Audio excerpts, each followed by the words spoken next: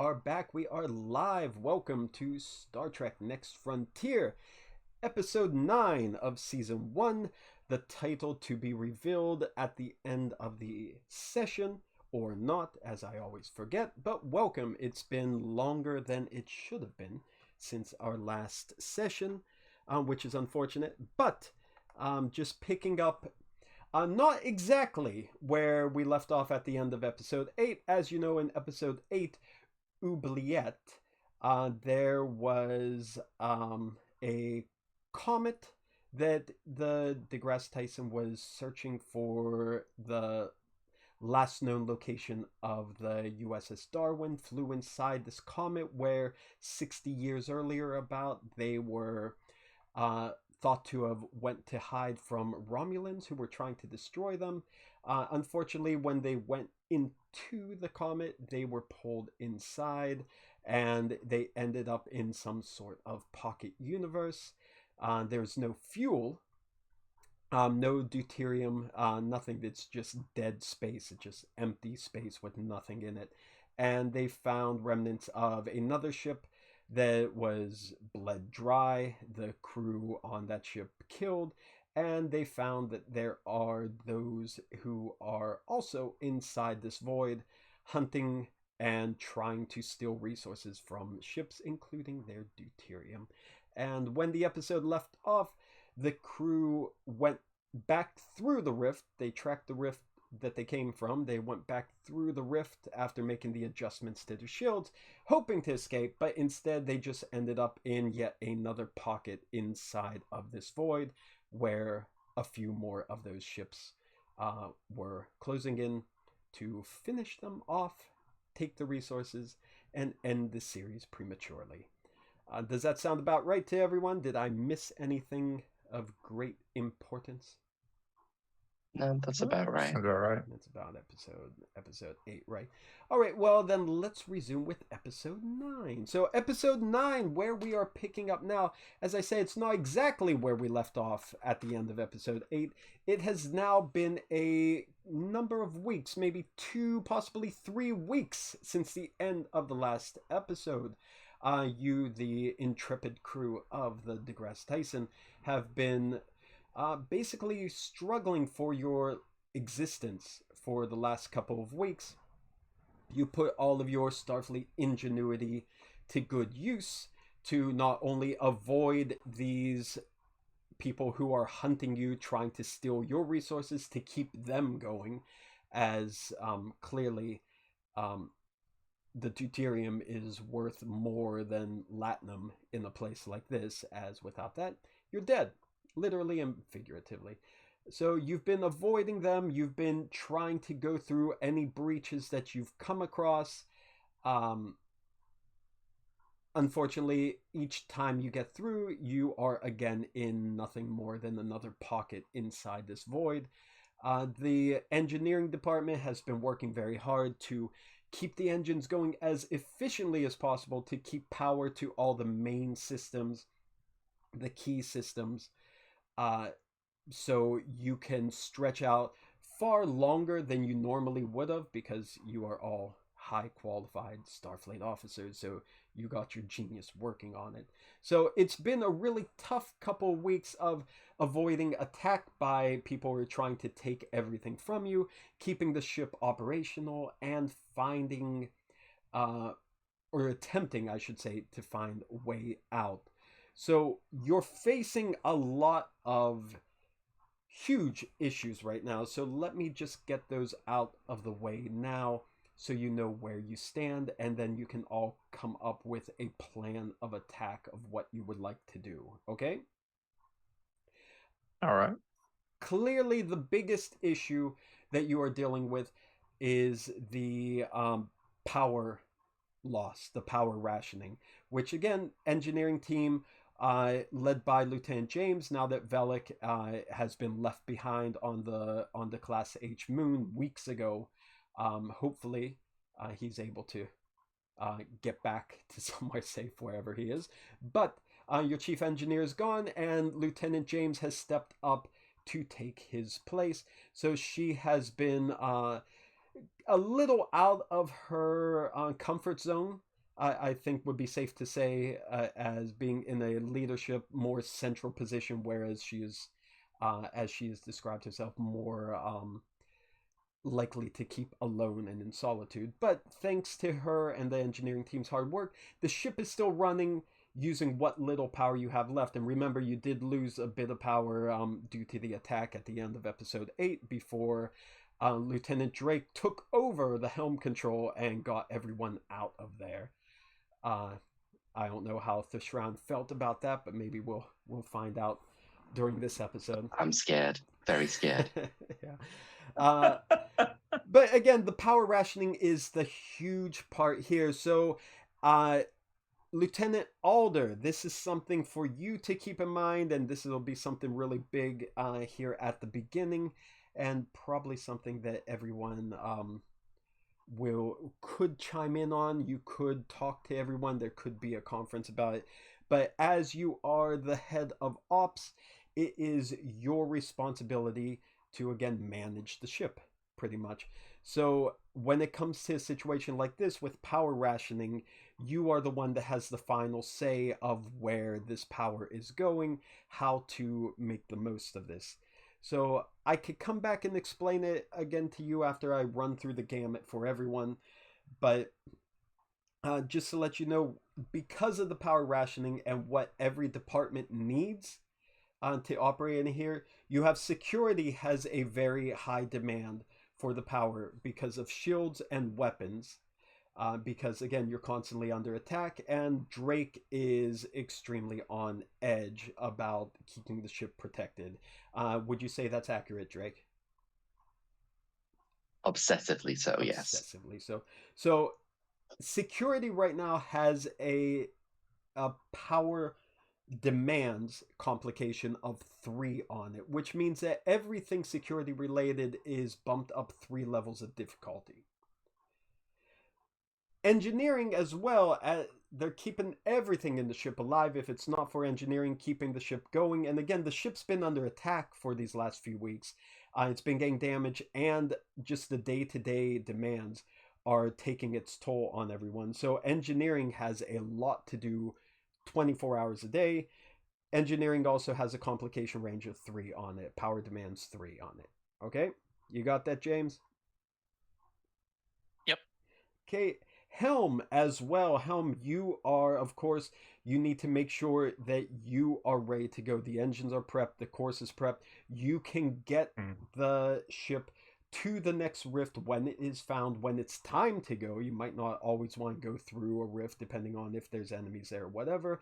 But if you get cornered, if you get jumped by one of these ships, usually it's been mostly the same kind of ship that's been hunting you. So it seems that whatever this group is, they arrived inside the same void together, and they have maybe split their forces there, and they're all part of the same organization, whatever they are. But you have run into a couple scatterings, not quite as developed with their tactics.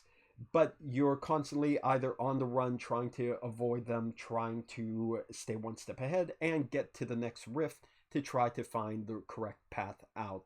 So again, Helm will have a power demands complication of 2 on it. Okay. Sounds good. Medical, you as well, Thadagia, you have a power demands 2 complications stacked on you because with all the damage coming in, there are injuries with the people working around the clock, not sleeping, doing things, especially in engineering, lots of people getting hurt, and there's not a lot of energy you have to replicate extra treatments or whatever you need to take care of everyone's every little demand like you normally would. So medical also has a complication of 2, okay? Understandable.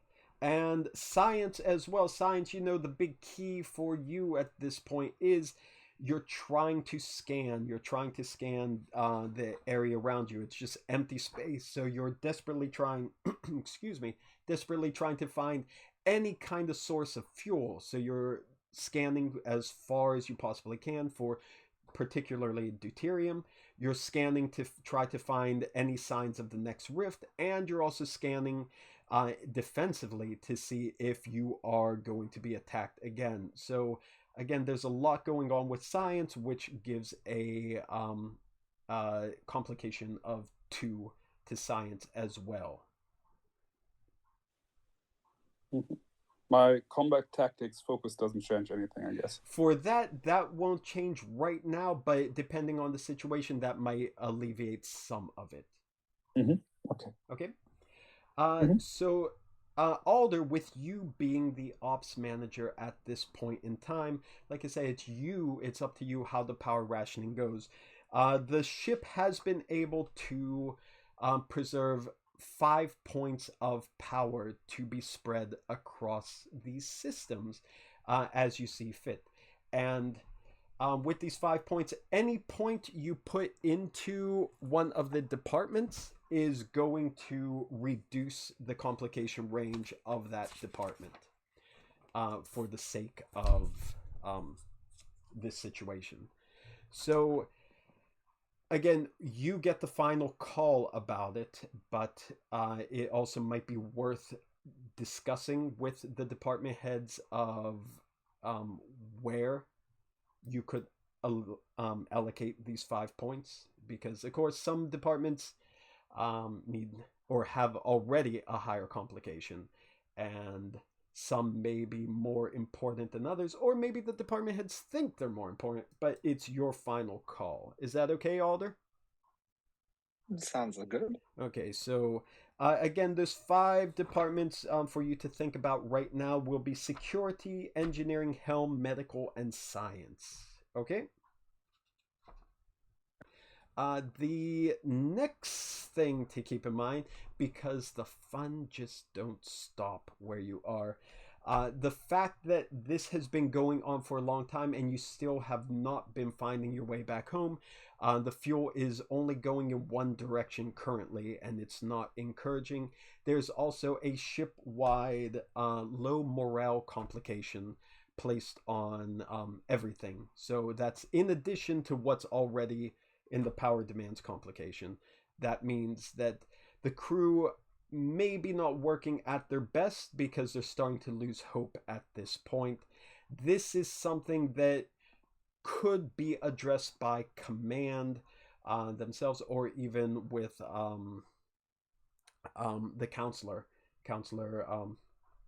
lieutenant. I wanted to call the counselor Locke, but commander is Locke. So something like that might be able to help, but it's going to be a bit tricky to do that. But that's a command situation. You got that, Commander Locke? Roger.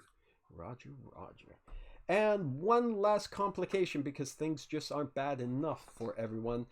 This is, again, a little more medical focused. The crew fatigue is also a ship-wide universal complication going on now, because you really have no respite. You are stuck in this situation, and you can't necessarily take the normal breaks that you're taking. So all of you and the crew under you are working well over their shift hours, and they're basically on call 24 hours a day, or however many hours are on the ship for one day. So that also has an added complication of crew fatigue, which makes everything slightly more difficult as well, or might prevent some situations from happening. Everything that complication may do. Okay? Yes. That's a lot to deal with. That's a lot to deal with now, as I'm sure. There's going to be some other stuff with your personal lives too to get into, but I think right now, unless somebody would like to do something specifically, I would like to start the first scene. So please let me know if there's anything specifically you would like to do before I open the first scene. No, I don't think so. Okay. Anyone else? Anyone else? Let me just make sure. See who we have. 1, 2, 3, 4, 5, 6, 7. I think that's everyone. Maybe that's everyone. Okay. I take it again. Just a friendly reminder from your friendly neighborhood Spider-Man. Oftentimes I'm not able to see the Zoom screen, so any kind of verbal acknowledgement will help me in knowing if I've been disconnected. In fact, so just nobody wants to do a scene, yes? No. Indeed. Okay, good. Okay, so then let's go. Our first scene. Let us go to the conference room where again we're discussing I think the crew would be discussing what to do in the situation and have to determine the best course of action for the power rationing in particular. So everyone's there. You'll notice something that has becoming more and more frequent in the last few days. Captain Savik is not present for the conference again. It's, as I said, it's becoming more and more frequent that she has been delegating the position to Commander Locke to lead the crew meetings every day. So this is not unexpected, but it might be of some slight concern.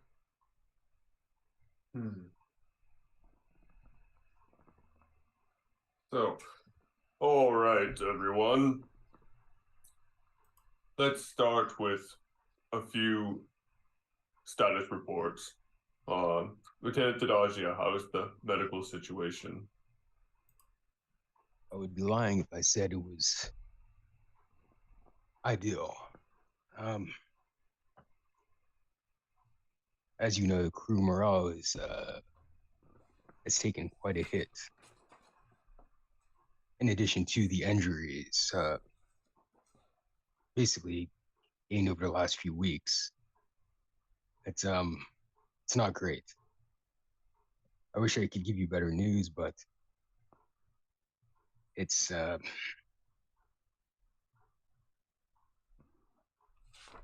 real difficult right now. Just to say, it's real difficult right now. And how are our medical supplies holding out?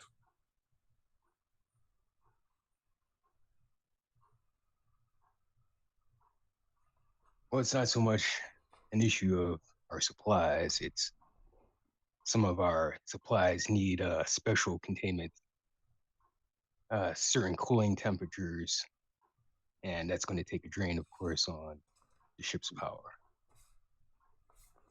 I get the feeling this will be a common story from each of our reports today.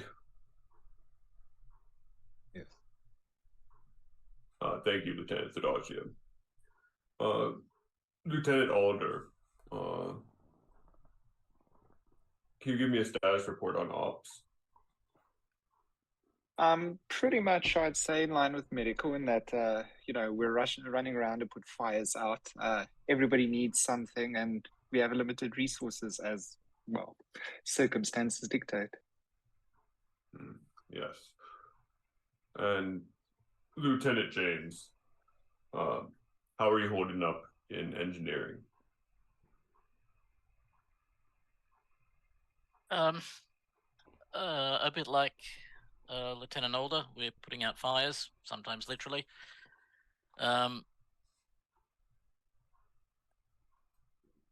We're doing our best. All right. Well, I think it's obvious that at this point we can't keep going as we have been for much longer. Something needs to change. So, I propose that during this meeting, we put together a plan of action in that we might make some headway on solving these issues, specifically the energy resource problem. If we could find even just a short-term band-aid solution, to our energy problems, then we might be able to limp our way out of this pocket dimension that we found ourselves in.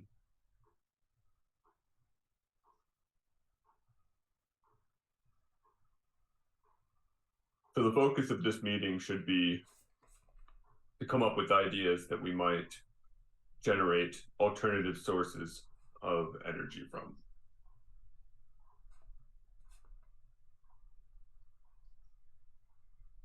Well, I have a few ideas that may not be so popular with the crew.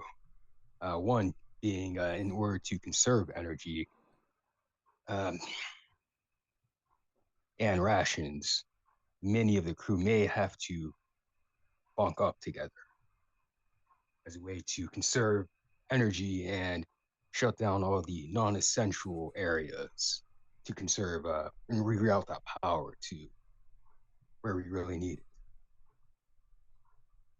So that means basically a lot of the crew will have to be willing to share their quarters with one another.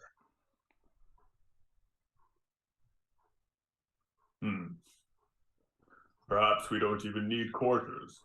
Sleep where you work. Yes. You might face some problems there. The crew is already very annoyed by not being able to use the holodeck for so long. Yes. Mental health is, of course, another issue we must worry about. I wouldn't think a Klingon would be concerned with things like that. Yes, you're right. If this was a Klingon ship, it wouldn't be a problem, would it?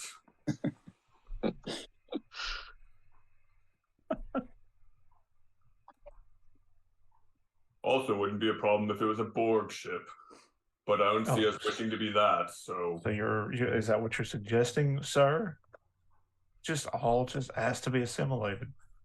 That would fix it, well, wouldn't it?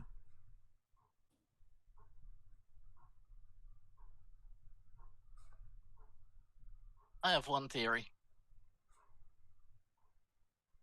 Please, Lieutenant James.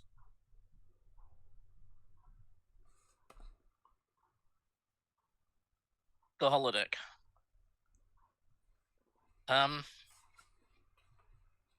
It can create any kind of environment within reason we like.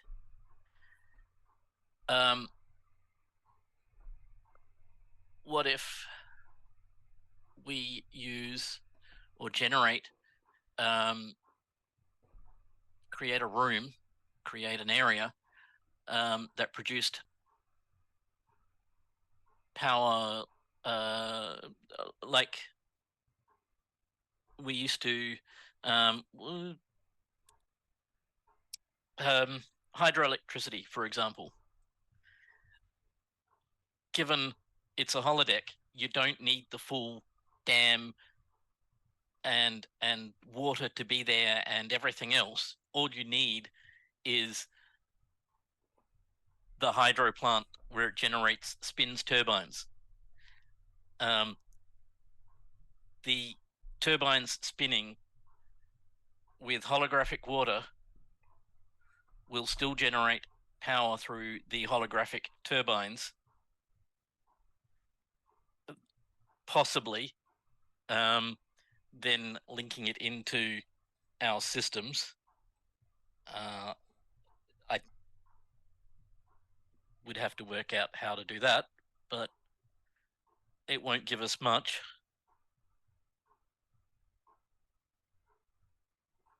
But lights on, maybe. Life support.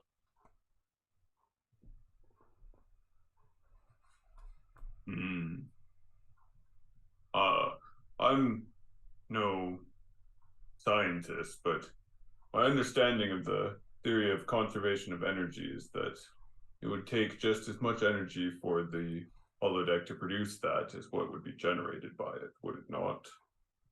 Eventually. But even if there's only a small plus, it's a plus. Like I said, not a great plan. It's something. It is worth trying, and we're not using the holodeck anyway.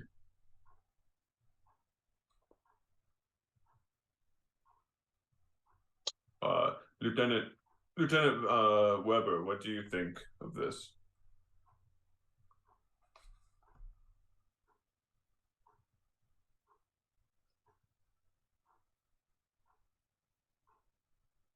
Sorry, I thought it was the mic. I'm still lying in bed, as you can see. So, yeah, I think it's worth a try. I mean, we're pretty desperate at this point.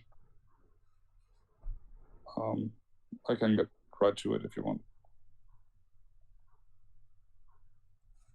It'd be worth checking numbers. Look, it might not be worth doing. And getting it into our system might not work either.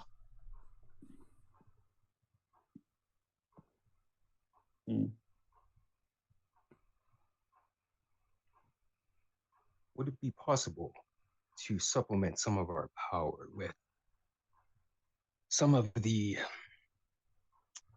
power from our backup shuttles, runabouts? Yes. Now, I don't want to sacrifice some of our ability, our mobility, just in case, we might have to. Deuterium can be taken from the shuttles and put into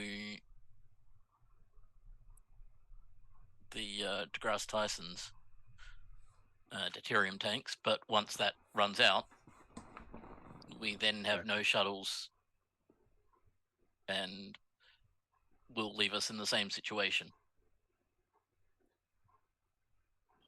It certainly can buy us some time, but it's not a permanent solution, of course. That being said, I think it's worth doing because the situation we find ourselves in, having shuttles will likely be unhelpful. That being said, we should not use 100% of their fuel, as a potential solution might require one of the shuttles. Well, there is a theory on that too. It's not very Starfleet, but the shuttle idea that I had a while back. If we can sneak up on some of these ships, if they have shields down, we can take some deuterium.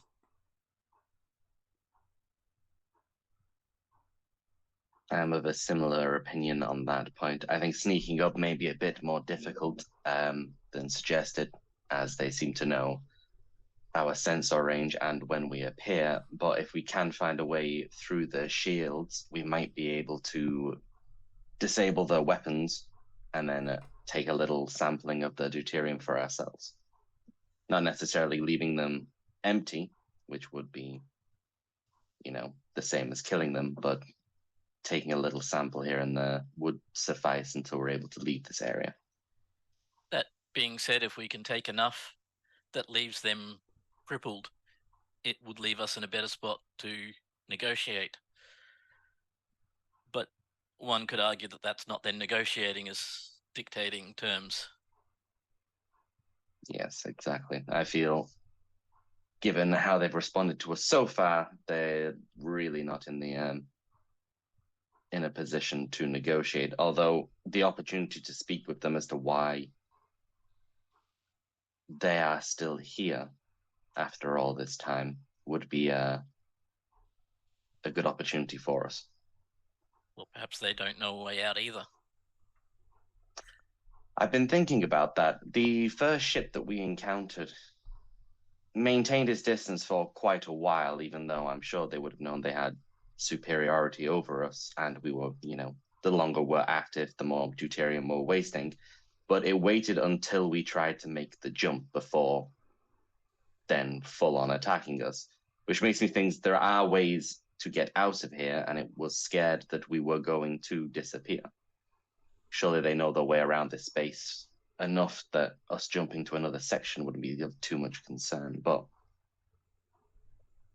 I feel, given the rapid response, there is a way out of here. We just haven't found it yet, which they may know about. They know about it, though. Why are they here? Maybe they enjoy this lifestyle. The hunter, shall we call them. Could be a big sport game for them. Because they surely hundreds and hundreds of ships are not falling through here that frequently. And yet we've encountered a number of their ships at this point. They must have a way of restocking their deuterium beyond I agree scavenging. with you on that point, Lieutenant Drake. They must have a means of refueling besides preying on other ships that fall into this space. I highly doubt that enough ships are here. We haven't seen enough ships, abandoned ships, to explain their presence or their ability to survive with fuel. So it's either, as you say, they have a way out where they can go refuel and return, or they know something about, they have another means of energy production, that what they know of some resource here.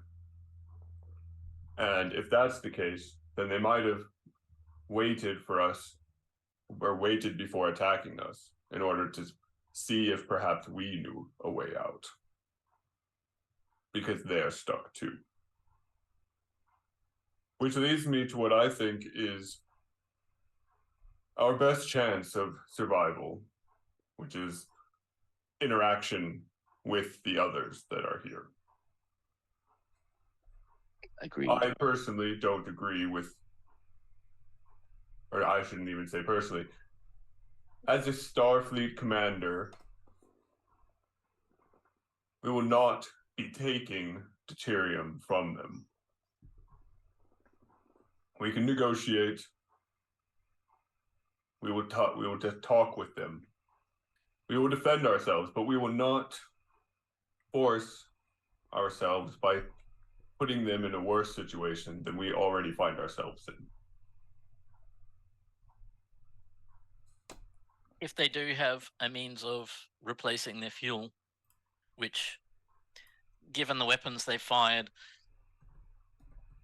on us and they're still on our tail, they must have some form of, or either they're running extraordinarily low and are in a far worse position than we are, or they have a method of refueling.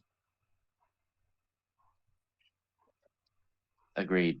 So I believe one of the best courses of actions to either maintain our stock of deuterium, or our best option to potentially get away from this space, will be to disable, either negotiate, well, it's going to start either way with disabling one of the ships so that we can force a conversation.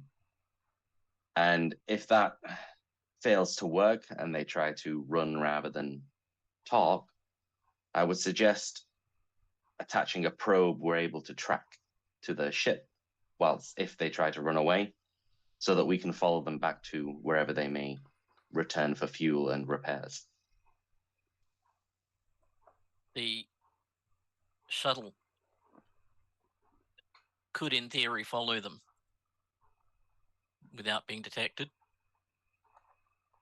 Depending on how good their sensors are and how actively they're looking. I don't think we're going to disable them on a one-on-one fight. They seem to have weapons from other ships' weapons that I've not seen. Not that I'm great on weapons, but you know, they can do things to our shields that I've not seen things from our quadrant do. Yes, I've been looking into that. I believe it's a subnuclear weapon, a subnuclear beam which has a dampening effect, causing power loss to our shields.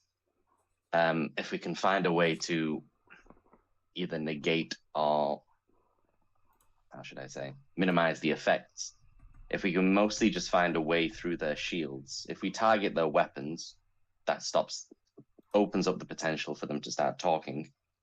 Or if push comes to shove, which I fear may be the case, if we're able to get through their shields and take a shot at their deuterium supplies, maybe not fully destroy them, at least damage them, they should be quite quick to run away rather than becoming dead in space.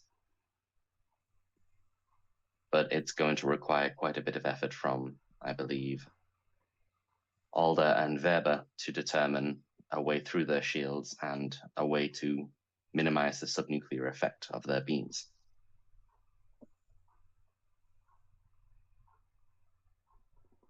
Or we sneak up. There's certainly an opportunity for that. However, I think we can try, but I feel this might not go our way, as they always seem to be able to find us. Somehow they're able to detect us and come and get to us quite, well, noticeably, and they were also able to stay on the edge of our sensor range when we first met, and yet could continue to detect us. I think subterfuge will be a difficult course of action, but I'm not opposed to trying anyway.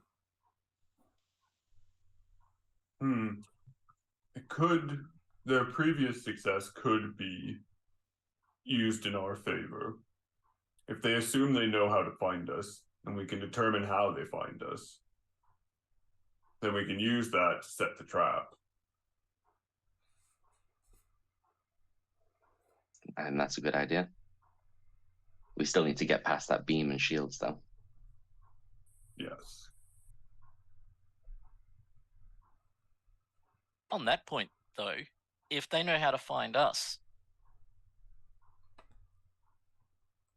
they may not necessarily know how to find the shuttle.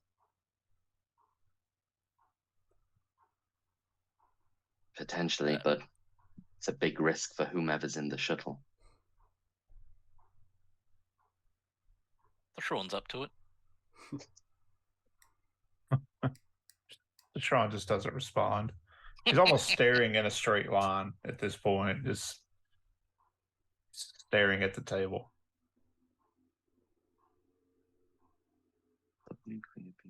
My character's thinking, because I myself don't really remember it that well, but if James's recent pet project could help with the question who we put in the shuttle, because if I remember correctly, there was some kind of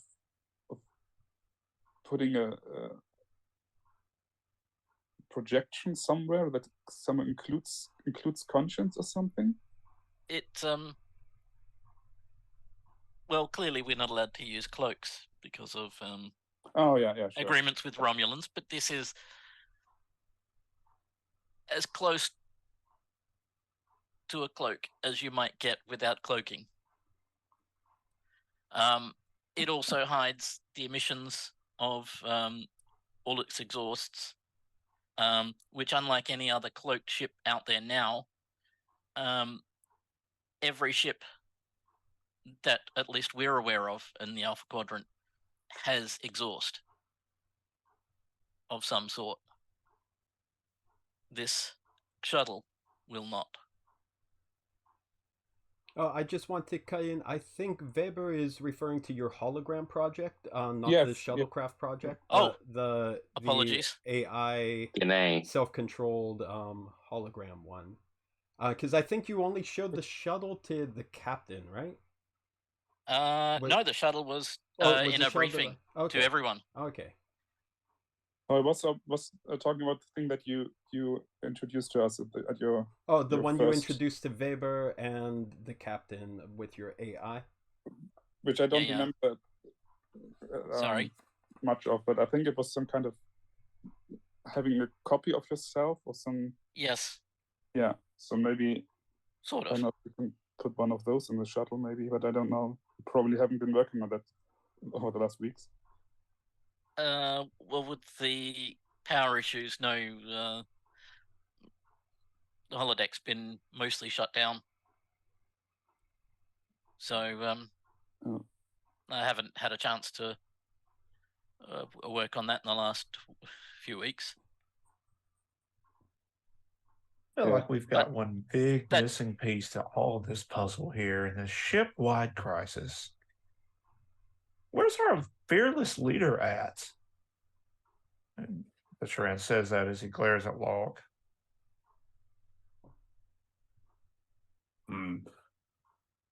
The captain has not been at her best health recently. The stress of the situation might be affecting her a bit more than is affecting the rest of us. Well, while we sit around here and dance over terminology of what a cloak means, or try to decide if maybe assimilation is probably the best way, maybe this whole meeting is stressing me out a bit more than it should. The Tyran slams his hands on the table as he stands up and walks out of the room.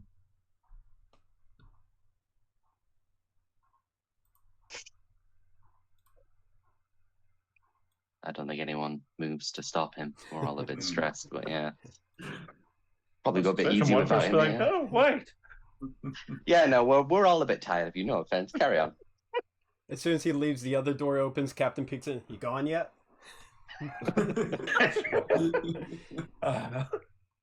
Now we can get some work done.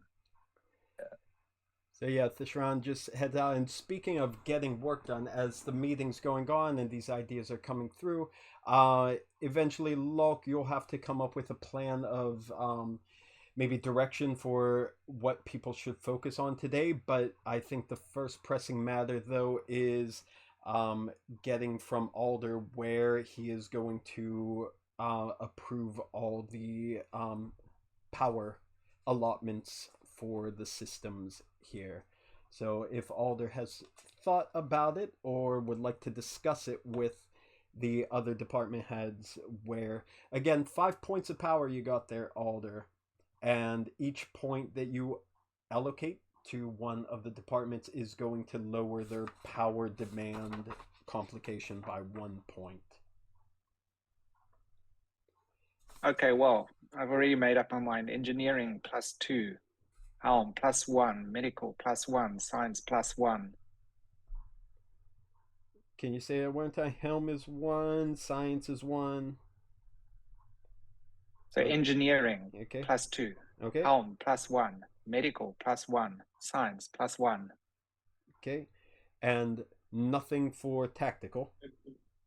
Tactical is looking at you a wee bit pissed right now.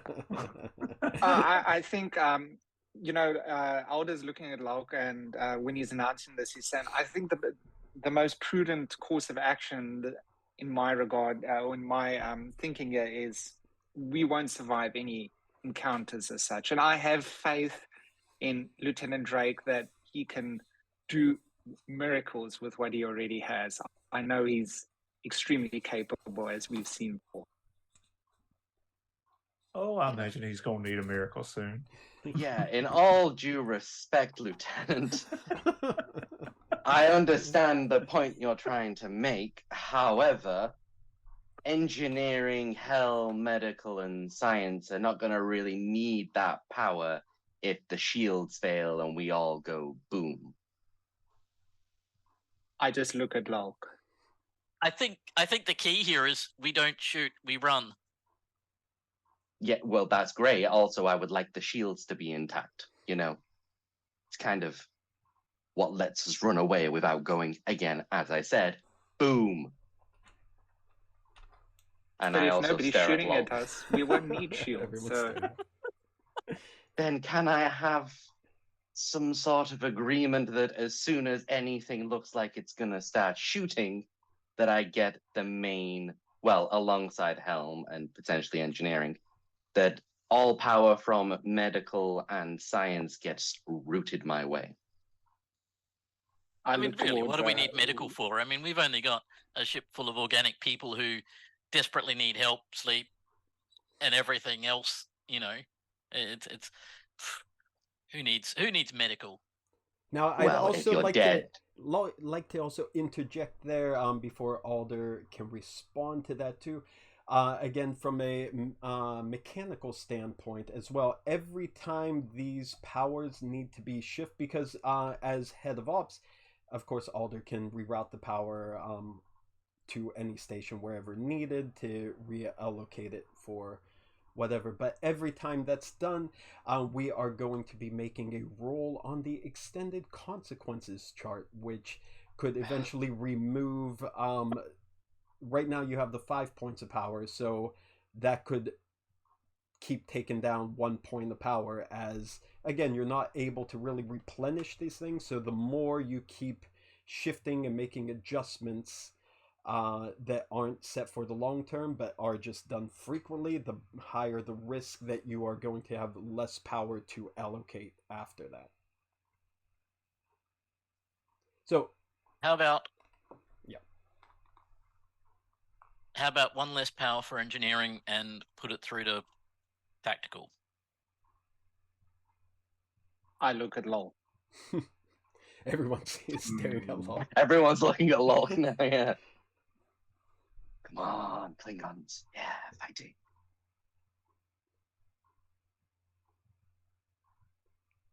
I'd have to say that I might side with Alder in saying that Lieutenant Drake's energetic personality might be enough to power the shields on its own.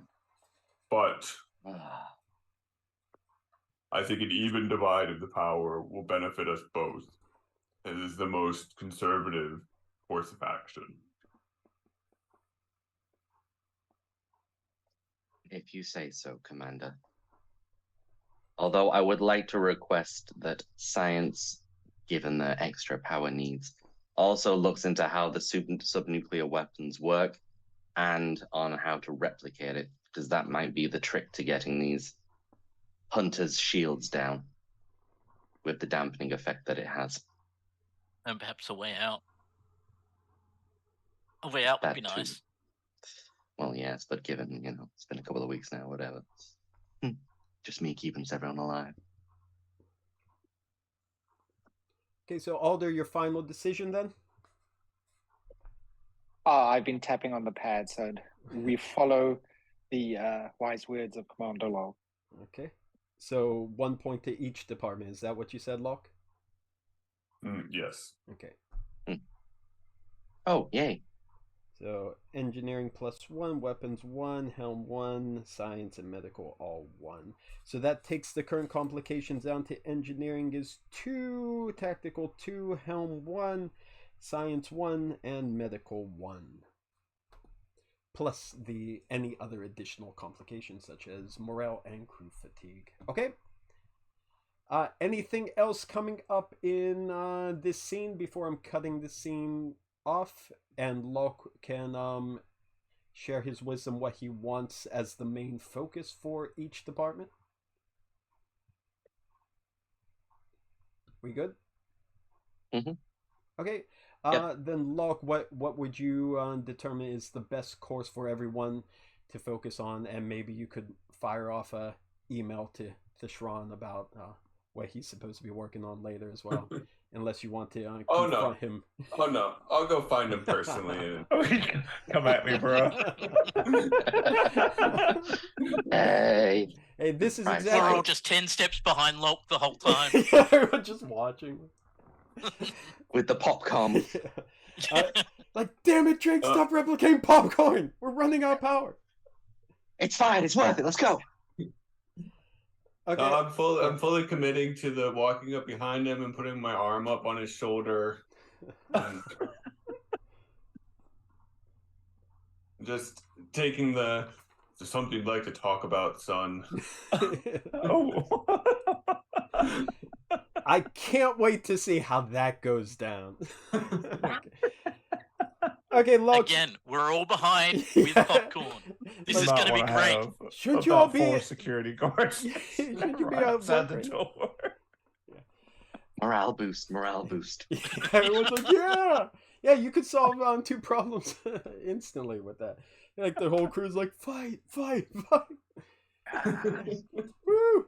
Hey, on Battlestar Galactica, they set up a boxing ring inside one of the cargo bays and had everyone take it out on each other just to vent steam and raise morale. And that might be your course of action. But Locke, sorry about that. What is your what would you want the departments to focus on? We got a number of ideas that came out for this. So, and little time to do all of them. So, what would you, as the commanding officer in this scene, what would be your preference for them? We'll start with the easiest decision, which is medical. Lieutenant Tadagia, please continue the good work you've been doing. I think that the crew's morale and health is extremely important in this situation, but thankfully, it doesn't require as much creative problem solving as the other departments. So please continue as you have been, and perhaps if you by chance have a moment of respite, try to consider ways that we can work with the counselor to increase the crew's morale. Understood. I of course will be working with the counselor too on that particular issue. Understood. Lieutenant Older, as we previously discussed, it is in our best interest to avoid having to reroute the resources of the ship. That being said, we must be vigilant for situations where that might be necessary. Before those situations come about, investigate if there are ways that you can optimize parts of the ship's code for such rerouting to reduce any possible negative effects from such rerouting of power. Yes. Lieutenant Weber, the science department should be working hand in hand with engineering in order to tackle the two problems that we've discussed in regards to our foe. We need both to increase our offensive and defensive capabilities in the forms of, first, the priority being our shields, improving the ability of our shields to reduce or improving the ability of our shields to react to their weapons. And then secondly, finding a way past their shields. Yes, sir. Lieutenant Drake, of course, you can work with them on these two problems also. Do my best, Commander. And finally, as I will discuss with Lieutenant Strawn after this meeting is concluded, we need to consider ways to fight in such an empty space, as this is not the standard type location that we use for encountering enemies.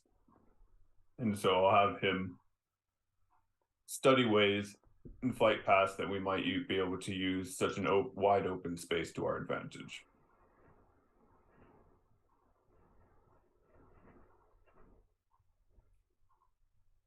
And I myself, as I mentioned earlier, will be working with Lieutenant Tadagia and Counselor Latente on a means of keeping the crew's morale at its highest. All right, everyone. Yeah, sounds good. Yes. Okay, so everyone will probably be dismissed from there to end that scene. There is no pardon me, there is no momentum yet, so no momentum is lost. That's okay. So not Tadashi, Alder, you have made the changes to the power distribution, so I wrote them down. Instead of me making the roll, even though I got my fancy pretty old dice out here, if you would like to make the roll, Alder, because you're doing the transfer, I'll have you roll on the stress track for the extended consequence. Would you like to do that, sir? But Bull, you've got the dice. I do. The They're dice so that fancy and they're are all so shiny pretty. and sparkly over here. I'm not going to take that away from you. I Well, want you I to roll know, them. but I mean, it's like the first roll of the game. It's Should it almost be- like you're. It's like you're going to be playing the game and not be a GM. So I'm not going to take it from you. Go like for it. Are you sure? Is that a thank you? Okay. And I'm going to roll. Alder looks at Lolk on the decision. I'm going to roll the original challenge dice that they stopped making because too many people complained because they didn't like all the starburst on there. They said it was too hard to read. And I think they are gorgeous dice. So I am rolling those in memory of the original game. Extended consequences. If you don't recall, I think we only had maybe one before, even though I've actually created one for almost every single game that we've played for like the last year. But I think only one has actually popped up. Could be wrong. It's kind of like the evil twin brother for the extended challenge, the extended task that you normally do. But this is the one where it's the extended task is trying to accomplish your goal before the bad thing can happen, whereas the extended consequences is something wicked this way comes. It's a bad thing breaking through to the other side, which in this case would be a permanent loss of 1 power. So that's what this is rolling for. Okay? So basically there's no skill roll that's done on it. You just roll whatever the stress rating is. In this case it's 4 dice. You roll that on the stress track. Now, there are things like what Lolk told Alder to try as his job to find like an efficient way to have the computer do the rerouting to try to make sure there's as little power loss as possible. If he's successful at that, that would add resistance to the extended consequence, which would then subtract some of the hits that come off of it. Okay, but right now there's no resistance on it, so that's where we are right now. The current stress track is 10 because it's power times 2. You have 5 power, and there's no resistance, as I said, so this roll goes through as is. That is 3 hits, 1 on one die, 2 on the other die, so only 3 points came off, so the track is down to 7.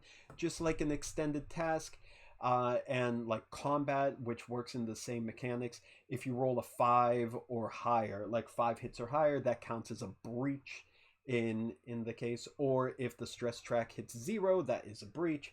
If you roll 5 points and the stress track hits 0 at the same time, that's double breaches, like that. So same mechanics, it's just the evil version of that. Okay. So I made my roll, it was 3 points, so there's no actual breach, so there's no setback, it's called, in this situation, but the stress track of that is down to 7, so a further change could potentially make that even worse. Okay? Okay. Just again, pointless information for what is going on. We have a number of things going on now with your tasks that you are trying to do. Which scene does anyone want to do theirs first, or should I pick one of the scenes to happen, as there's a myriad of things that are going on already? Does Lolk not want to have his talk first? Shall we just do that scene? I think we all want to see Lolk. I think, yeah, for the Yeah, crew we do. morale, right? All right, well Yeah. then, Fishround, we'll go to you. Where did you go after you left the meeting? He is in the DeGrasse Tyson's 10 forward. I don't know if we ever established a name for their bar. No, we don't have a name for the mess hall. I think we just called it the mess hall. But actually I think the name of it is 257 Westminster Avenue. It's named after the place that the proprietor owned back on Earth. Just like Guinan named her bar after 10 Forward back in Los Angeles. even though it's on deck So 2. we could probably say the crew probably calls it the 257, maybe. Yeah, there you go. Yeah. Where is Okay. the Shran? There. Okay, so you're just sitting at your favorite table in the corner, I'm assuming, right? Yes, drinking Drinking. Okay, let's move everything. alcohol. Alcohol. Okay. Can everyone see that? Are you there? Yeah, you're there in the hall there. Okay. Are you you're just minding your own business, or are you doing anything before Locke arrives? Yeah, minding my own business, just staring into the glass. Okay. Then I guess we shall race ahead. The door opens. Commander Locke comes in, and sure enough, it took you not too long to find him. He was exactly where you thought he would be, at the same chair that he's always sitting in.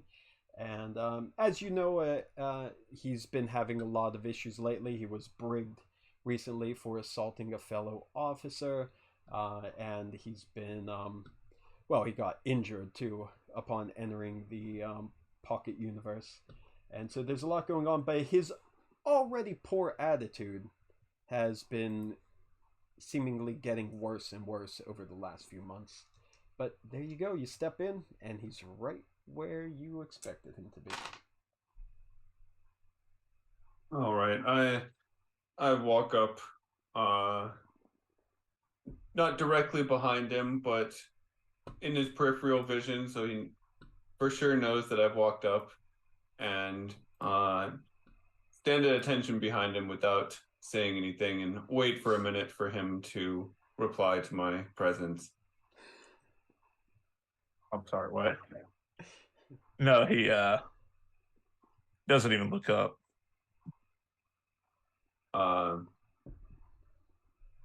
Just say, Lieutenant. Still no response. Well, if you don't want to treat me as a proper commanding officer, then I suppose I don't have to act like one. And I take a seat next to him. You're going to remove yourself from that chair, Klingon, before I do it for you. I do not believe you have the physical capability to do as such. I'm trying to be really nice to you right now. Mm-hmm. This is about as nice as it's going to get. I understand this, Lieutenant, and I am trying to be nice, seeing as you are breaking Starfleet protocol and not responding to your commanding officer, especially in a time of crisis. So, I don't think I've seen my commanding officer in quite some time. Matter of fact, I think she's just been hanging out in her captain's quarters. if you continue to break the chain of command, as you continue to be so willing to do, then we might find that we have to reroute some of the power back to the brig again. I would not like that. So please, humor me. Let me sit here and talk with you. I understand that you are having a difficult time, and so I will give you leniency in how you have been reacting to the situation. That being said, you are our best pilot. We need you right now. I'm not here to be friendly or to make jokes. I'm here to give you your orders as you left the meeting before you could receive them. The Shran stands up and punches Locke. Woo! Do I need to roll for that? I think unless Locke is going to just try to defend it, or if he's going to take the punch and react, I don't think we need to. I don't think. Did we lose someone? Yeah, we just lost the Dodge. Yeah, he fainted from the shock of it. I don't think we need to make the roll on that. I'll just say, as it's a quick punch. For now, we'll see if it escalates into something else. Unless you really intend to try to cause him grievous bodily harm. Not grievous. Just bodily harm. So we'll take levels of it, right? Well, so yeah, he stands up and just like the fight he had earlier with another officer. Yeah, he just comes and just decks you, Locke. But unlike the poor officer that was involved in the fight last time, as a Klingon, or at least half Klingon, you're a little bit more equipped to take it. So head kind of rocks to the side from it. The room goes deathly silent. Locke just starts laughing at him. Oh. And looks at him and goes, "For all the times that you expout your negative feelings towards Klingon, you sure would make a good Klingon officer." Okay. And the Shran replies, "Let me show you why I'd make a better one." And he picks up the chair and starts lunging toward Locke. Okay, so let's go into a what's the word? Opposed roll here. So you're charging with a chair. This is going to be normally a difficulty of 1, but because you're using an improvised weapon and making it difficulty 2, and you're picked up in a close quarters there, it's a daring and fit. Let me look at the sheet here. It's a daring and security. For that, Locke, it's going to be opposed, so you will also be rolling against it. But what are you intending to do? Are you trying to, are you going to fight back? Or are you going to try to disable him or get out of the way? What is your goal? Yeah, just to overpower him, just to take the chair and hold on to it. Okay, well then that will be an opposed daring and security from you then. Since again he is coming in with that, again that's difficulty 2 for you, Tishran. Can I find your sheet? There, I have your sheet. Difficulty 2 for you. I believe it would be a difficulty of 1 for Locke at the moment. And any focuses you have may also apply. I don't know. Martial arts, but just a little one called close combat. Close combat. Well, this is definitely close combat. Martial arts. I don't know if this is like Chair Kwon Do or what. It is the ancient Andorian art of chair fighting. That I don't know if martial arts would count for the chair for this one. Definitely not Starfleet Protocol. I can tell you that one. Looking at your focuses. So yeah, I don't think so. I mean, if you let the chair go flying, your piloting maybe could take. This is true. Yeah. Since you're just like kind of angrily just lashing out with whatever's around you, it doesn't feel like it's a focused martial arts kind of thing. So I think for this exchange at the very least, no, I would say. But if you have any talent or anything else that you'd like to use, of course, there's no momentum, but there's still threat, and this certainly feels like a situation that might be earning threat on the ship here, with two that's fair senior officers going at it in front of the crew. All right, so I'm gonna roll dice. What, 2 dice on this? So it would just be the 2 dice, difficulty of 2, and again, like if you're not spending anything else, yeah, it'll just be the 2 dice. Locke, are you doing anything?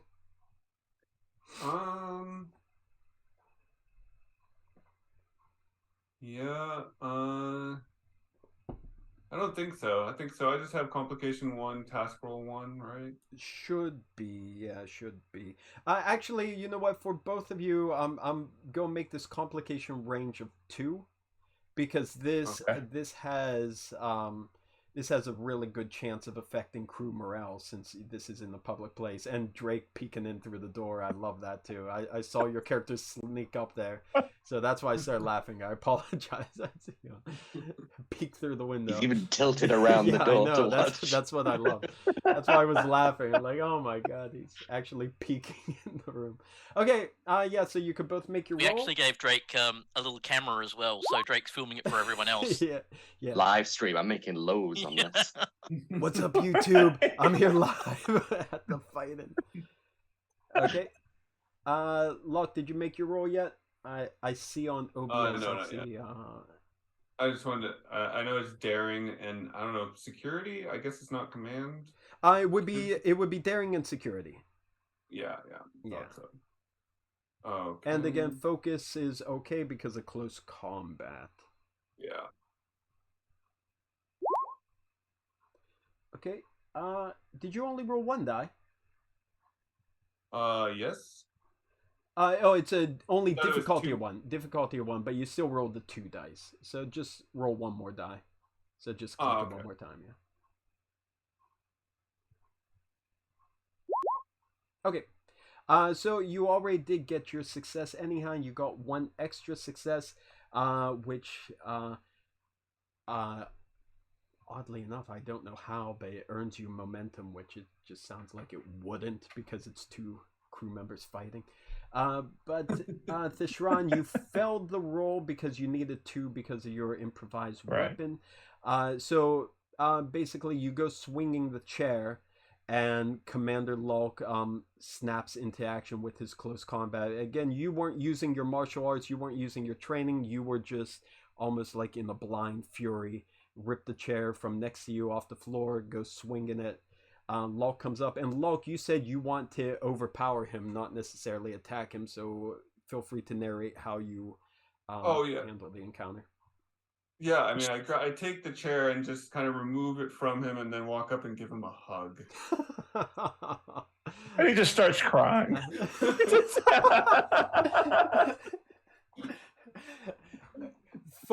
I just need to ask, is this really happening, or was that a joke? Because honestly, it could be either way, and oh my god, I would love that if that did happen. So let me know honestly what's happening in the scene, because oh my god, yeah, that would be so unexpected.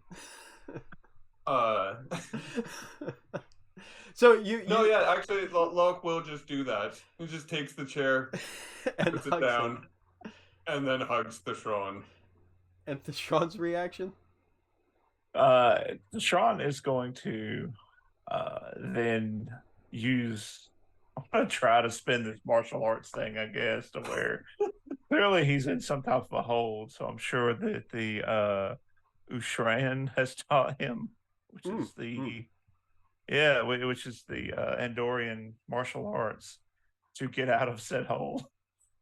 Okay, so you're just trying to break the grip on him, right? And now I'm not trying to break the grip. Please fail. He's about to cry. Fail. Please.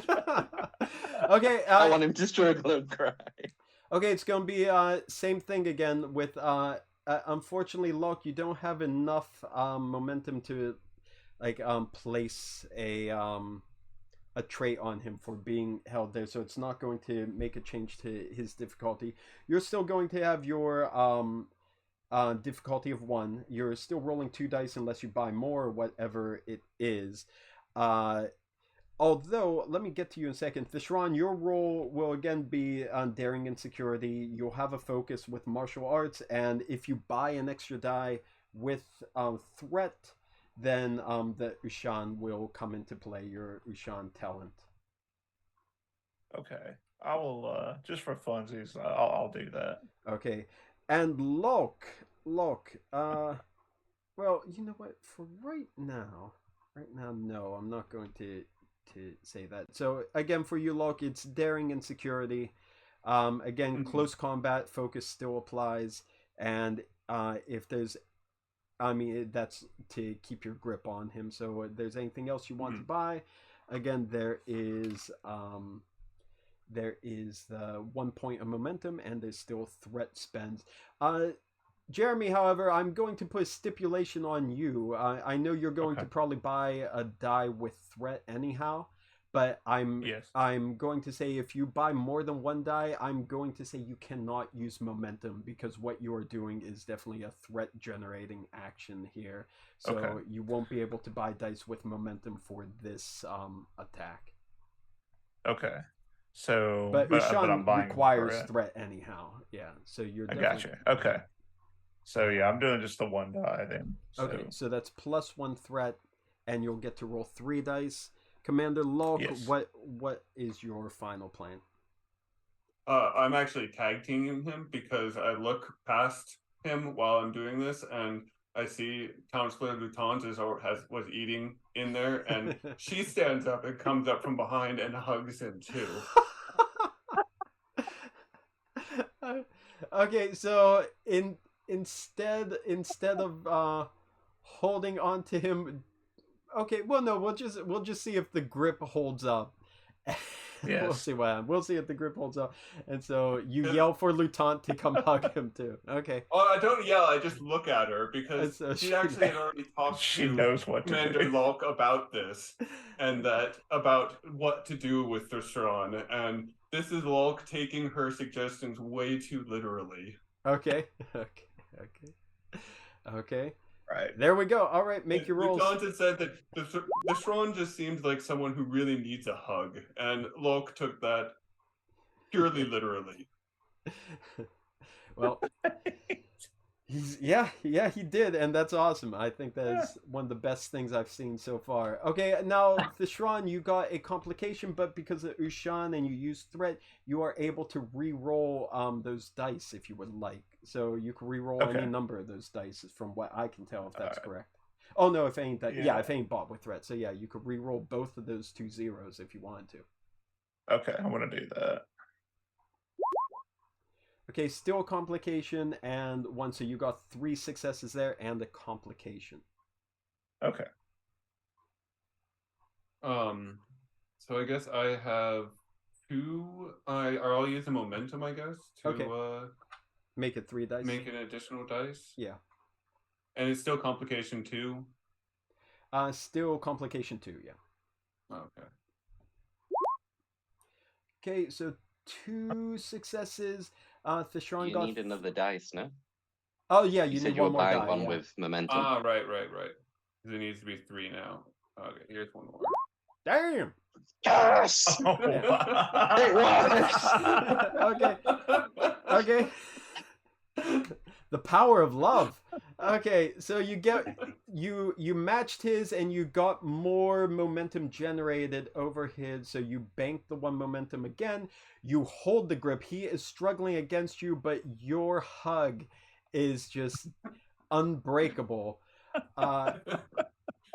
Okay, Thestron, you realize you are just locked in these Klingon arms, and it's like just a hug, and then you feel 2 other arms wrap around you from behind, and a small head lay itself on your shoulder, and you see Lutant standing right behind you, hugging you as well. Where the hell is Lutant? What is happening here?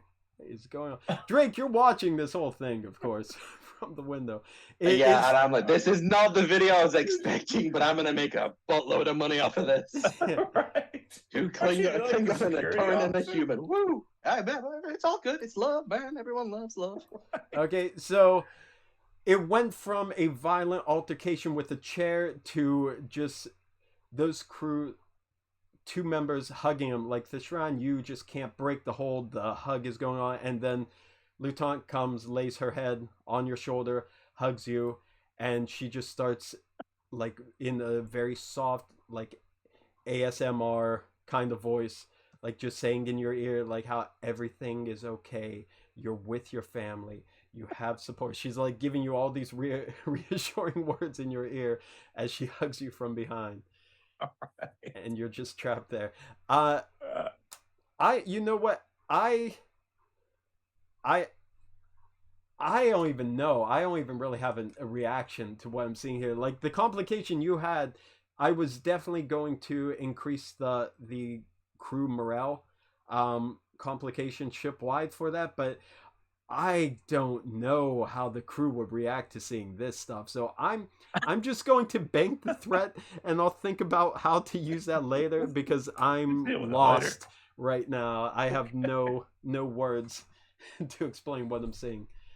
I mean, we could take this to like the full cheesy movie moment, like Hallmark movie moment, and just have all the other crew members in the mess hall stand up and come create one big hug pile with the Thrawn at the center. Say, if you want to spend, it's usually 2 points to create a trade or anything, but if you want to spend, I'll give it to you on discount because this is unbelievable. But if you would like to spend, no, you know what we could do? What we could do actually, if you are willing, Chris, to challenge your value of the Way of the Warrior, I'll cross that off your sheet, and you will instantly have control over the situation, and you will have inspired the whole mess hall to come and just join in a giant hug of the Thrawn, and then that will gain you an extra point of determination. Yeah, let's do it. But you're no longer able to use the 100%. way. I'm all in. Okay, there we go. Way of the Warrior crossed out. You are following the words of Lutant, what she told you at your last. I'm so angry that the whole Lutant episode didn't record.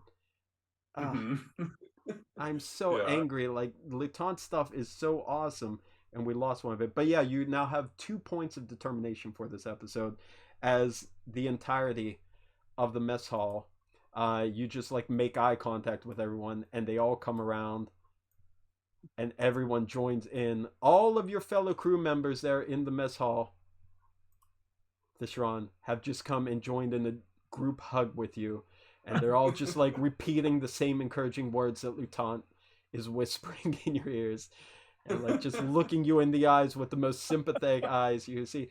How would you like to react as the scene changes and goes black? Drake, are you joining in on this, or are you just... Drake is stood there with the camera wondering, what the fuck am I going to do with this? Yeah. He's going to stay out of the hook for now. He's just confused in the doorway. Thrawn, I'll give you the final word, the final action as the scene changes. I think he struggled a lot, but he finally he's not getting out of this, so he just stops. He just says, just take me to the brig. Just take me to the brig. Okay. And then the scene will back out as the hugging session continues. Okay. That was unexpected. That was definitely unexpected. Okay, we are close to 3 p.m. now, so let's just take our 10-minute break now. When we come back, I want to pick up with either science, engineering. What happened to Alder? When he disappeared? I didn't even see when he disappeared. Sometime in the last 4 or 5 minutes. Okay. I think he's come in and out now. Okay, Thadagia, you're still there, right? So when we come back from the 10-minute break, I want to pick up with either science, medical, or engineering. Okay? Cool. All right, so think about like anyone, if you want to go first, and we'll jump into your scene as soon as we get back to that. Okay? What did I just watch? Okay, here we go. I'm stopping the recording, or pausing recording. We'll be back in 10 minutes. Get your drink, restroom break. See you. And it looks like we are back. We are back from the 10-minute break. Yay. So if you are just joining us, that's pretty weird because we're in the middle of a long video and not coming back from a true commercial break. But Commander Lulk and all of the crew inside the mess hall just diffused a tense situation with Thrawn via the power of hugs. And Thrawn, you want to be taken to the brig, but again, they're not really using brig, so you are going to be confined to quarters for whatever little authority that means in the situation this dire on the ship. And I said during the break, when the cameras were off, mics was off, I said what I'm going to do, again, Lulk crossed out. He challenged his value for it because he's going against his warrior thing, removing that. Now, I'm using this whole challenge value a bit differently from how it is in the rulebook, but I just thought the scene was so good. The scene was just too good to pass up the opportunity, and it just fits well. So he challenged the value. We're crossing that out. He's going to rethink at the end of the session, or the episode, I should say. But I also use that to, since it got the entire mess hall involved in this group hug, to reassure Thishran and hear the soothing words of Lutant, going to say that that removes the ship-wide complication of the low morale that they're facing. Like, word of that is going to start spreading. Like, instead of succumbing to violence, a Klingon of all people used the power of love to get control of the situation, and it kind of brought everyone together, and slowly the word sprang through the ship. So again, I'm taking a bit of liberties with the challenge value mechanic of the rule system, but I think the situation was just too good to let that pass by. So that's the case. That complication is gone. We are now resuming. I would like to go to either science, medical, or engineering. So if somebody desperately wants to do something now, you could speak up. If not, I already have the order. I would go chosen. So does anyone desperately have a scene they are itching to do, or would you like me to just jump into the order? I don't want to take that away from you. Nothing. Silence. We're good. Okay. In that case, I would like to go to the, and shame on me for not preparing it ahead of time. But again, I didn't know where we would be going. I would like to go to the science lab, if that would be allowed by the people that we are working with here today. So I would like to go science lab with Lieutenant Weber. So putting you in science. Choking on stuff. Can everyone see that? Can everyone see me? Yep. Okay. All right. So Weber, you are in the science lab. Would you like to remind our gorgeous viewers at home what you are doing in the science lab currently? What you're working on? I'm looking as deeply as I can into both our shields and the ones of our attackers. I think the priority was to strengthen our shields first.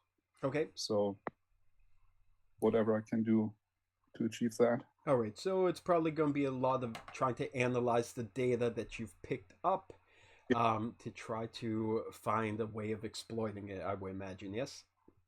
Mm-hmm. I would also say, in addition to that, your attention is probably a little bit split, as you I'm sure still have either a pad at hand or a private monitor open adjacent to wherever you're working on this project, as you are still trying to monitor the shrine that you created, correct? Oh, I think that's I thought that would be on hold completely. Well, I would say that probably the fact that every time, oh, and here's something I didn't have a chance to mention yet, because this is your first whole scene here. Every time the ship goes through a rift, which has been a handful of times in the past couple of weeks, as you're evading enemies or just trying to find a way out, every time it goes through a rift, just like at the end of episode 8, you do get a small blip on the sensors that are going on there. And again, the sensors there inside the thing, they are inside the shrine. It's not like it's a huge power drain, so this is definitely something you could keep running. But for your personal projects, something that you're fascinated with, you know there's something in the shrine that is being triggered by at least the act of crossing through the rift here. So okay. Combined with the sounds that you've heard earlier and the other weird things that have been going on for the past month or two since you made the the shrine. I'm wondering if you're still monitoring that or not. So it looks more like a side effect than something that causes all of this. I would think that rather than maybe side effect, maybe something is reacting to whatever is happening to the ship when it goes through one of those rifts. There is something about the shrine.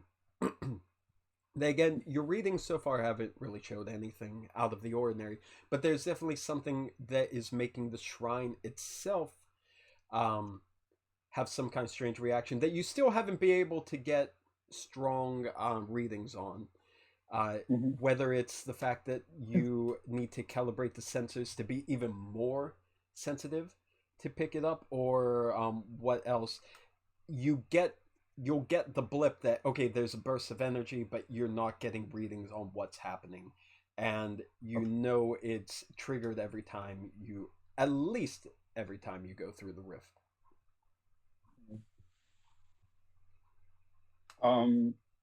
Yeah, but I feel like that should be looked into at a later date, because it would be much more important to get us into safety now, I think. Okay. As long as it really doesn't look as if it would be some cause for all of this, then I'll leave that for later, I think. Well, again, it's something I don't know if we could say if it's a cause or not, because the fact that the sensors you've placed inside of the shrine to monitor it, like you said, for brain waves and anything, the fact that they're picking up something there, but it's giving you no readings. It's actually giving you no data. The only thing you know is like something's happening, but you're not able to actually process anything what that is. It's very anomalous. It's definitely not something that's happening anywhere else on the ship. Yeah. So yeah, but I'll wait for my whatever could be called downtime. Okay. And yeah, look into the shields now. Okay. So then to do the shields, again, for your research, you're going to be researching what's going on with the enemy. So you're using the data in the computer. So I'll say this role will be supported with the computers. So you're trying to create an exploit, and typically that would be a difficulty of 2. But you're going to have, because of the complications, again, everyone's suffering from the lack of sleep, so the crew fatigue, so that's going to bump it up to 3. And thanks to the power allotment, Alder's back, that's good. Thanks to the power allotment, the difficulty is only bumped up 1 from there, so that's going to make it difficulty of 4. Alder, I just want to ask you if you can hear us now. Is your character going to be working on the bridge or in the science lab or in engineering, as you are very multifaceted at the moment? So I just want to know whether to include you in this scene or not, since you weren't here when it started. I'll probably be working at the console on the bridge, I think. Okay, then we'll do your scene on the bridge, if that's okay. All right, so Weber, it's you doing that. So it would be difficulty of 4, complication 1, and this is analyzing the data, correct? To try to find things. So that is going to be reason and science, I would imagine, or you could even use security, as this is like it involves shields and weaponry itself. No, science is a lot better. Okay. And does my combat tactics focus have an effect? Oh, definitely. I think that would be a great use of it, because it's involving combat and you're trying to find tactics to take it down. So I think perfect fit right there. Yeah. Are you using any of your talents? I guess not. I heard boop boops in there. Let's see. Can I see what the result is? So 2 on there. So again, not enough. You're not getting. Sorry. What's bold science again? Bold science, that's the one if you buy an extra die with oh wait a second, we're gonna have to redo that roll anyhow. The difficulty is 4, you're not rolling 4 dice. You have to get 4 successes. That's why it was. Yeah. The bold science, so that's perfect. So let me explain bold science to you before you roll. If you buy an extra die with threat, because that's what bold is, you're like taking risks, you're taking shortcuts to find the answer, which again in a situation like this makes sense. Buying any extra die via threat will allow you to re-roll re-roll 1 die, I believe. Re-roll 1 die at the end. And also, I gotta apologize, Jeremy, you also have untapped potential, correct? Which you bought an extra die last time, so you need to roll 1 challenge die. You might get more momentum or even threat too. So you did buy an extra die. Could you just roll 1 challenge die for me too? Yeah, sure. So yeah, if you buy Julian, if you buy an extra die with threat, then it gives you an opportunity to re-roll 1 of your dice. Yeah, I think I'll do that. Okay, so we got 1 momentum back from Thishran's untapped potential, so it's 2 momentum right now for everyone. You said you're buying an extra die, Julian, is that right? Yeah. Okay, so we'll add 1 threat there, and yeah, you also you also have untapped potential, which means the fact you bought an extra die, you're able to do what Jeremy just did now when you're done with the roll. Okay. Mm-hmm. All right, so you can roll 3 dice now. You need 4 successes. If you wanted to buy 4th die, you can still buy 4th die. It is your choice. Focus is on because of your combat tactics.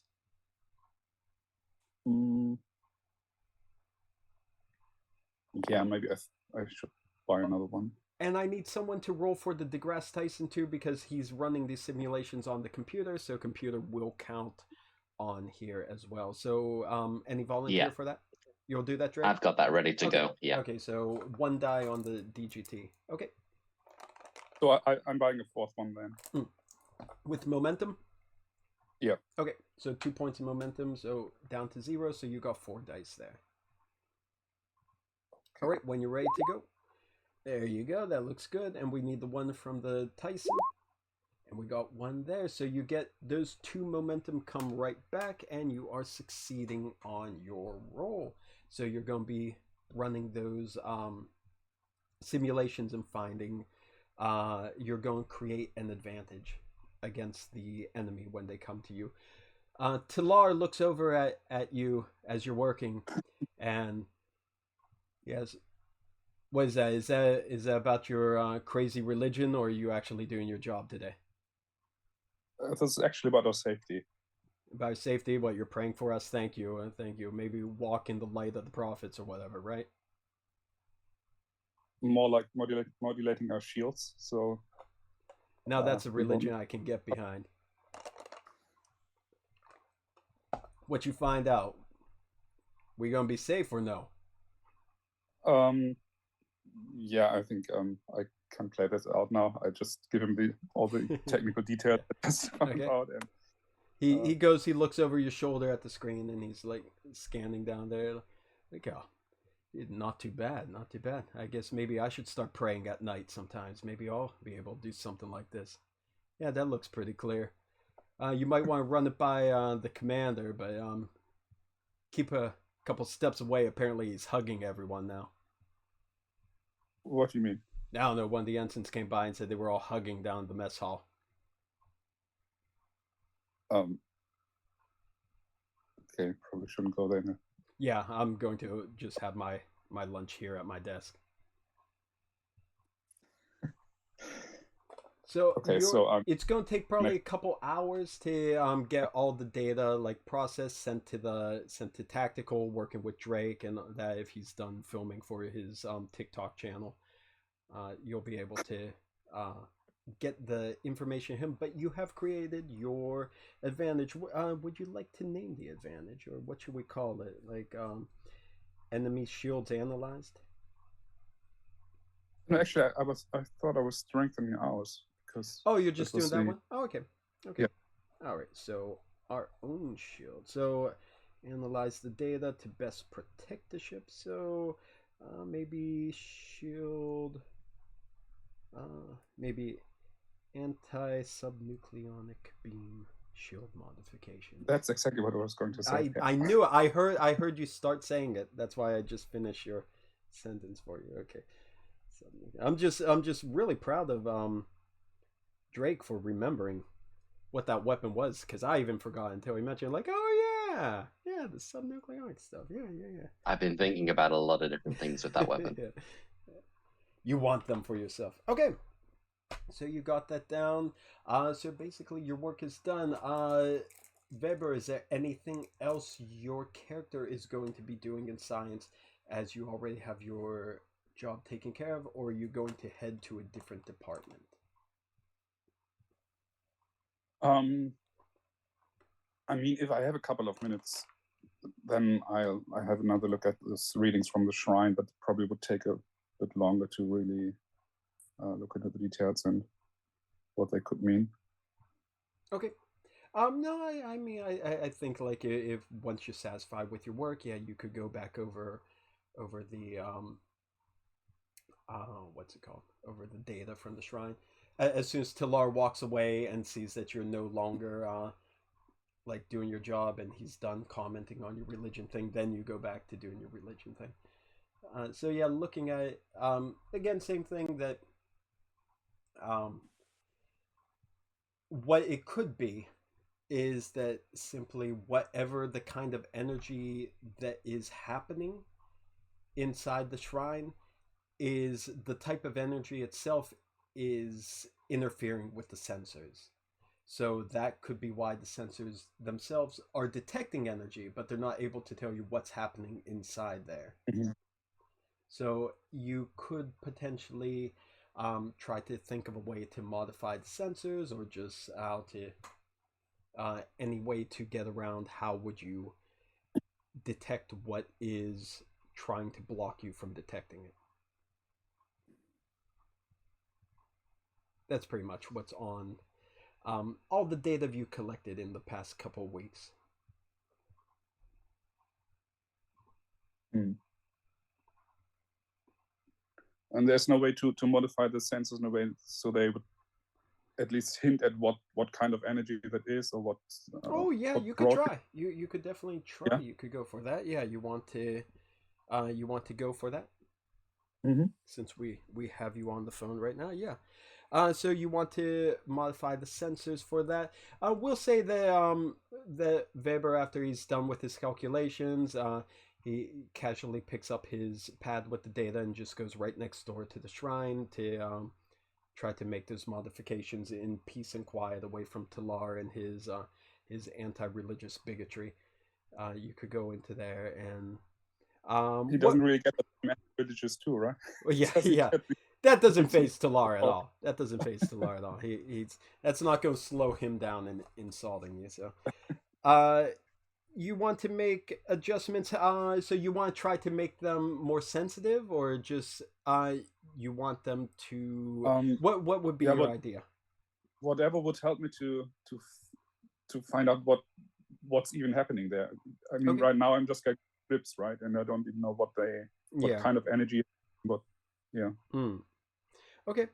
Then that could probably be, I would say, any kind of modification you're making, depending what you do. That could be another control and science, or it could be a reason and science again, as you are basically applying all the scientific principles that you know to it. You also have a your values too. Like even I just looked down at this one. Like, all mysticism will be explained by science. So yeah, you could even invoke one of your values using your determination to create like an instant advantage without a dice roll. Mm-hmm. Yeah, I'll use that one. Would you like to do that? Okay, so you'll spend your determination. I gotta make a memo here of all the things that are being used here. So Weber value 1 use positively to basically calibrating shrine sensors.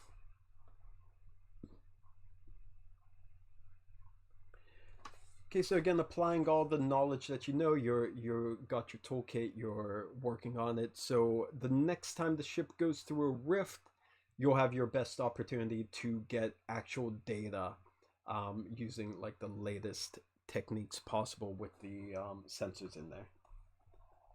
Great. Okay, so we'll leave Weber in there as he's doing work on the sensors for that. As usual, in the future scene, just speak up when you want to jump in to say you're back from your job if you want to do something in one of the upcoming scenes. Okay? Next, I was going to go medical, but I want to go to the bridge. I want to go to the bridge with Alder real quick. Just in case your internet gets knocked out again, I want to make sure we get your scene going on as well. Are you there, Alder? Can you still hear me? Yes, despite our country's only nuclear power reactor tripping yesterday morning, I'm still here, safe and sound. Oh my, oh my, oh my. Well, yeah, stay safe, please. Stay safe. Okay, let's go to the bridge. Let me just put the correct people on the bridge. So we have that. And let me actually show everyone the bridge since that's where we are. Okay, Alder. Where is your page here? First of all, Alder, what would you like to be doing as I look for the page I need for you too? What are you working on at the moment? Oh yeah, you're going to be trying to do the computer to make sure power changing is more efficient? I'm sort of going to be following logs then of optimizing how the ship is actually using and routing electricity, power.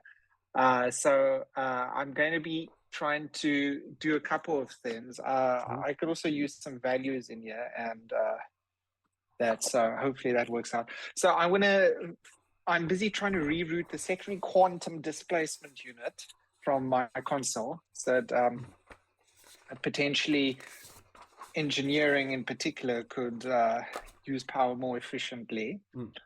And at the same point then, what is the other thing I'm going to do? The other one is I'm also trying to reroute power through the ship's polar driver, so that we have a general positive effect. So power is also used more efficiently when rerouting in the future.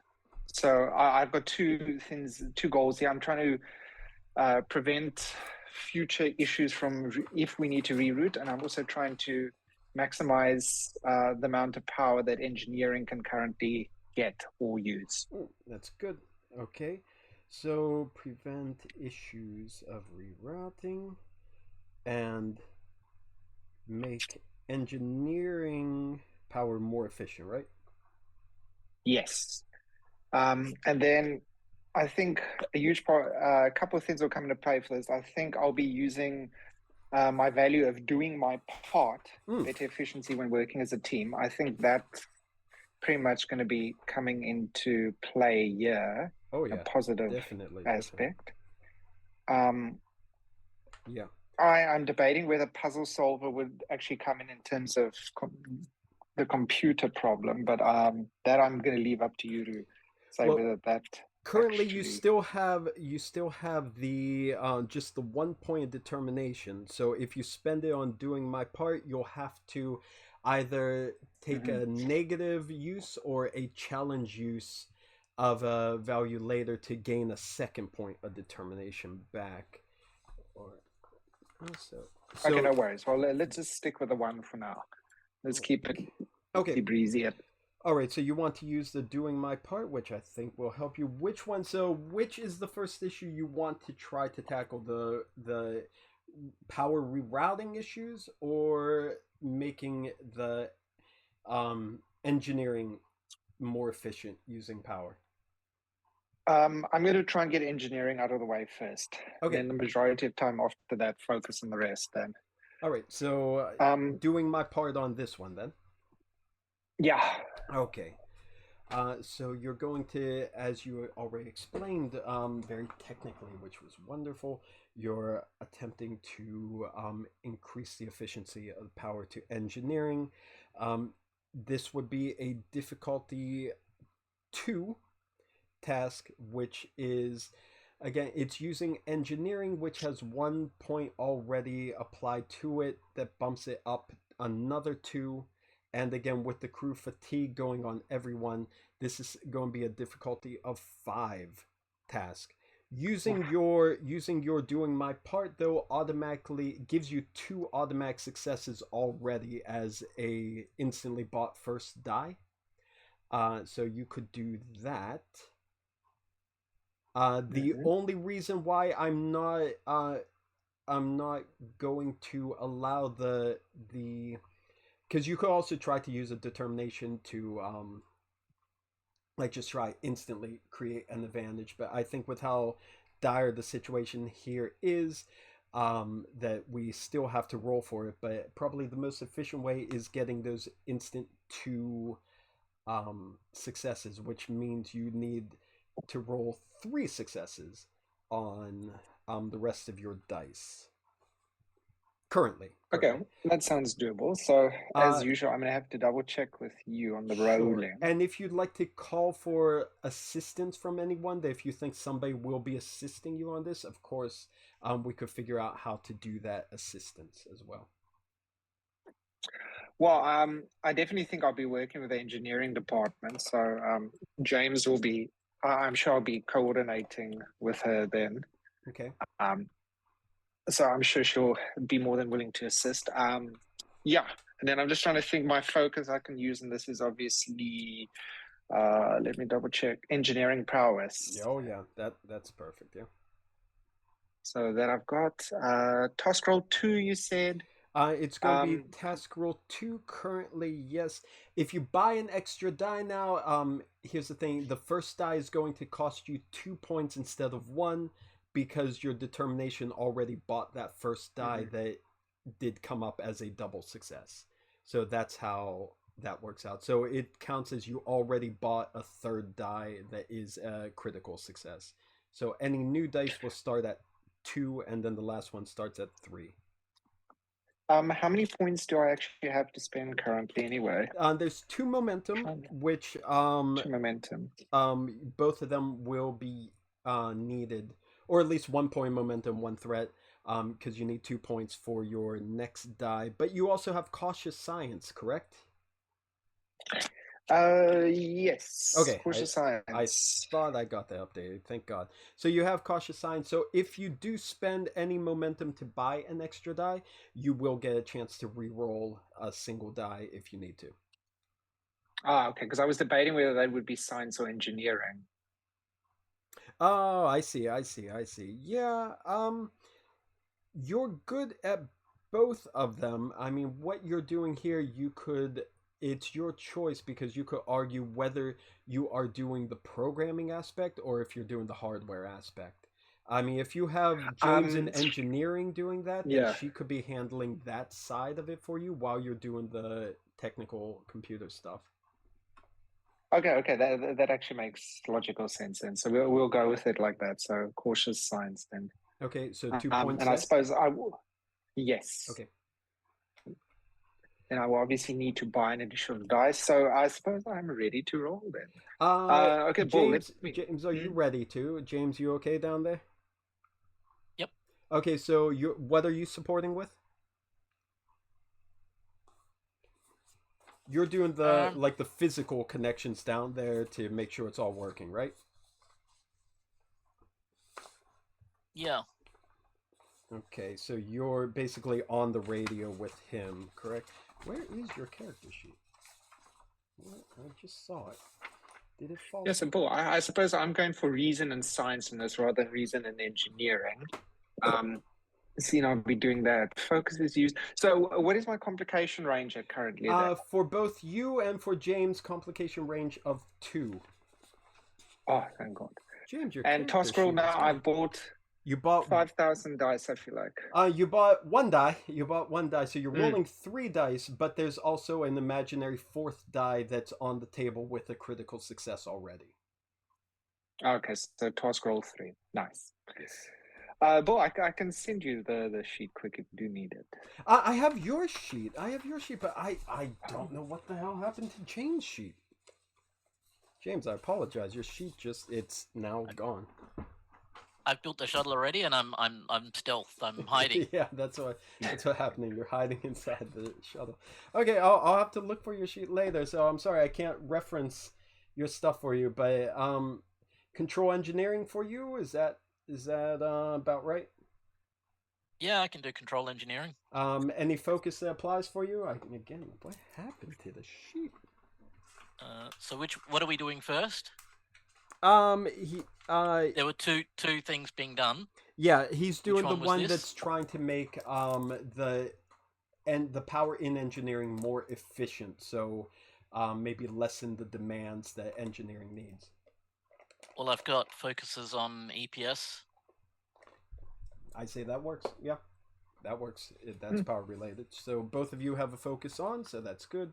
Or the structural engineering, which is probably EPS is more fitting for what he's doing here, trying to make sure the power stays efficient. So, but either way, yeah, it's same result.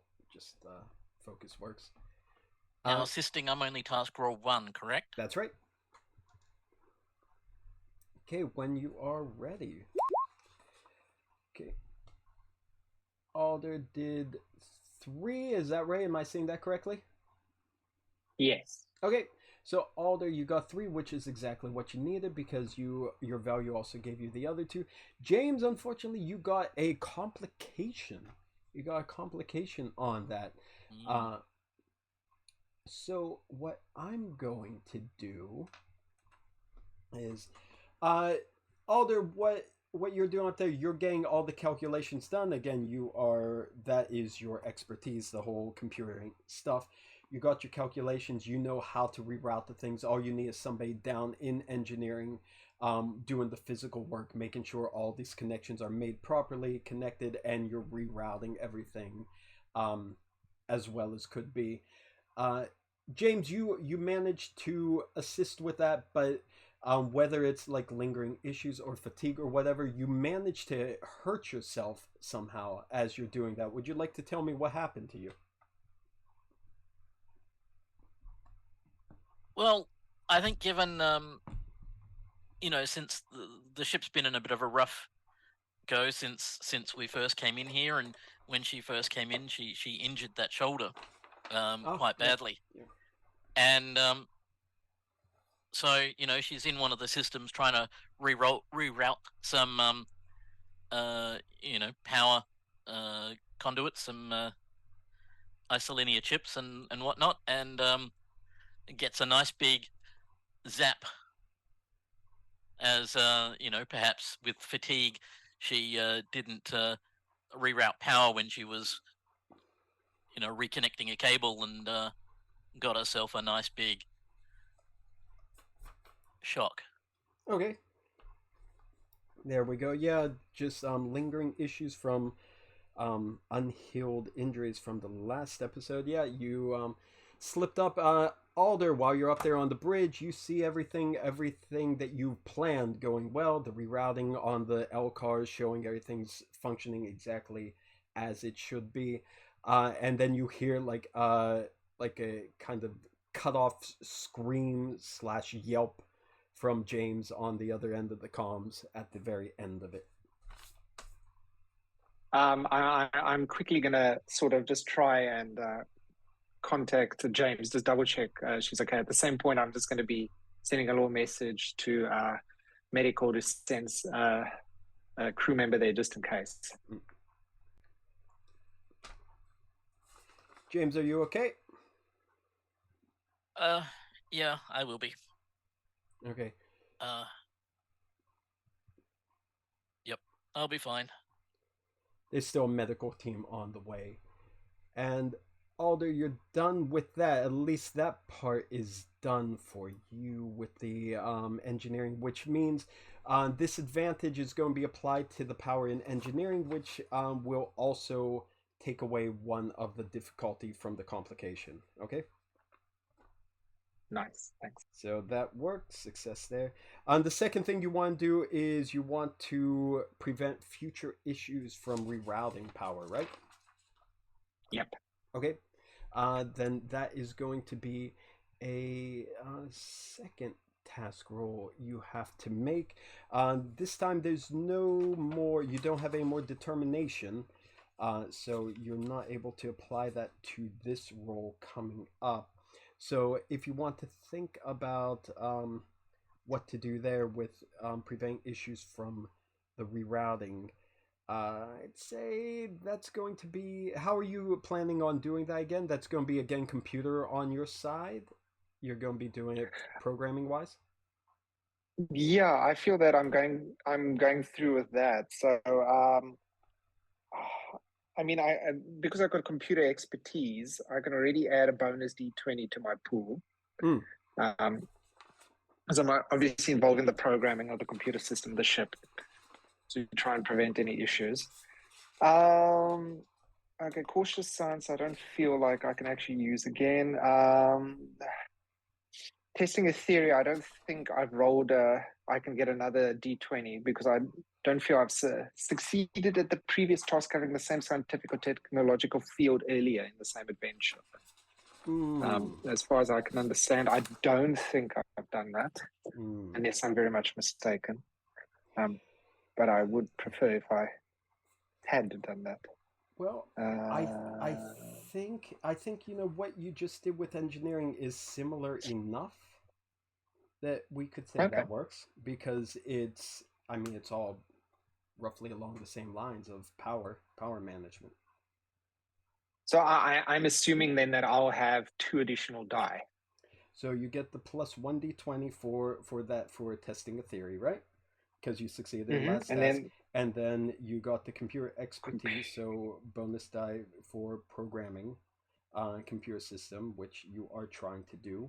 And you'll be supported by the computer itself, the Starship computer. So somebody, anybody who wants to roll that, could you get DGT with the computer again?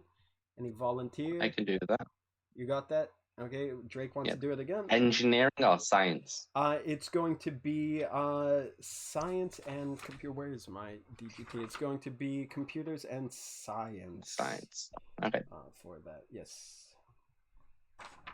Okay. Simple. I assume I can use my focus of computers to sort this out. And let's see, for me, it's going to be control and science again, or engineering. It's going to be control and science again, I think, because you're still on the computer and you're not really doing the hardware thing. This is all done software, yeah? We're still going for complication range of 2 and then task roll of 4, I'm assuming, with the +2. Complication range of 2, task roll 4. The difficulty is 4 now, not 5. Okay.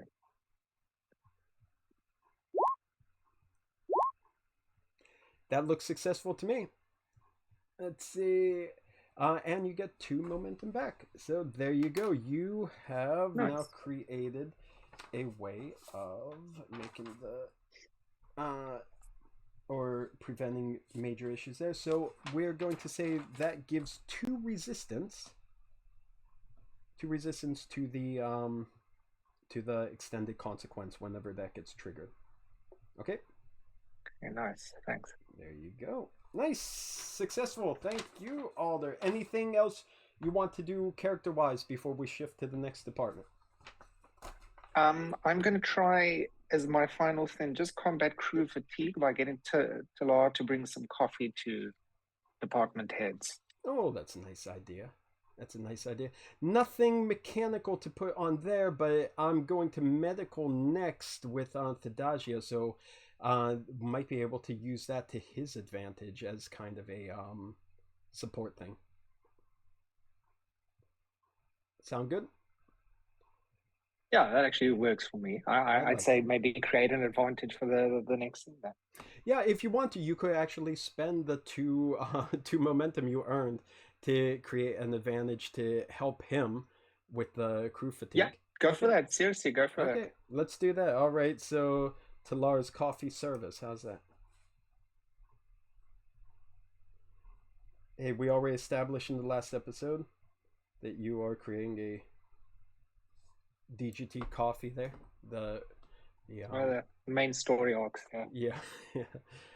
All right, let's jump over to medical real quick and then engineering. And again, just like before, anyone, if you see a moment where you actually you see your character fit in that scene to help and support or do something, just speak up. You don't have to wait for me to get to you. Okay. Thadagia, hello, sir. So you are. You were supposed to be working on crew morale, but that is already starting to get under control thanks to what you've been hearing from Lieutenant, the big hugging incident in the mess hall. So I think the next big focus for medical then, aside from the fact of lingering injuries of everyone, which you just got a call that Lieutenant James may need help and to send people down there. But the crew fatigue is the big one. And also, it's been a while since you've checked in on the captain as well, personally. So you got at least two major things going on for you. What would you like to do, sir?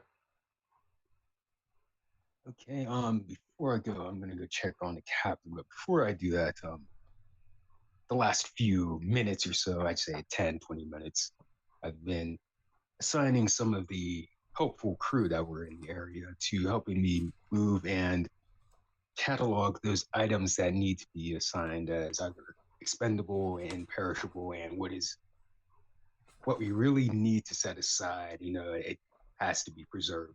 So I've assigned a few of the crew here. I'm telling them which goes where, what items or materials are expendable, and how to separate them. Okay. And your end goal for that, what would you like the result to be once they do that? It's just basically once we assign everything to their proper order, the things that are considered expendable will be things that we can use immediately because they're going to be, they're going to expire soon. So if we can use those items, it's okay for us to do so. Or if we do lose them, it's not going to be as bad. Okay. Do you want the end result to create an advantage or to remove a complication? What would be your vision for it? I would say remove a complication. Okay, so that could help. Then that could help remove again, if everything's organized properly, could maybe remove the power demands, one level of power demands complication on there. So let's look at it that way, okay?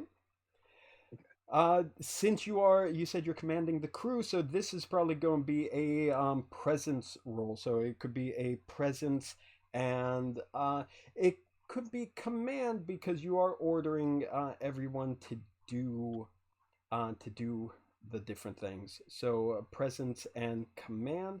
It could also be presence and medicine because you are basically giving medical advice. Presence and medicine.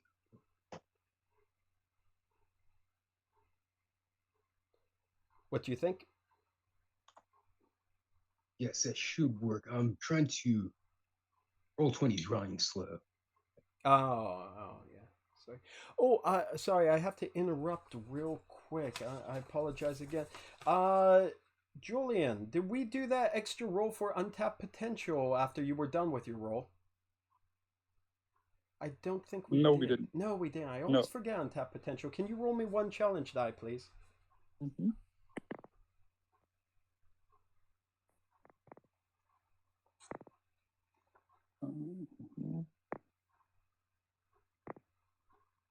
Just a second. Okay, so no net gain or loss. Okay, we're good. Thank you. Sorry. Please remind me about untapped potential. I always forget that thing. So sorry, everyone. Okay, so Thadasia, it's a roll 20 problem there. So it's probably presence in medicine or command of what you're doing. It's going to be difficulty. 1 in the medical department, 1 for the fatigue. So it would be difficulty 4. Difficulty 4 right now. Which seems pretty intense, which is why the power thing is important and treating the fatigue is important, but this can help. So, is there any value or any talent you would like to use in this? Yes, I'm thinking possibly emergency medicine. Oh, yeah, you know what? I can see that because this is emergency, and this is you're trying to set up your situation, how to treat in an emergency. I can allow that. Yeah, that's Well, it's either that or field medicine, which even though we're on a ship, it does allow with no difficulty with the proper tools for medicine.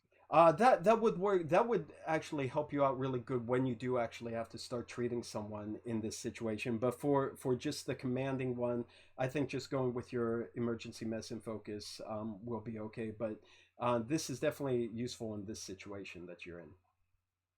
Okay. Another thing. What's that? It appears my roll 20 is not.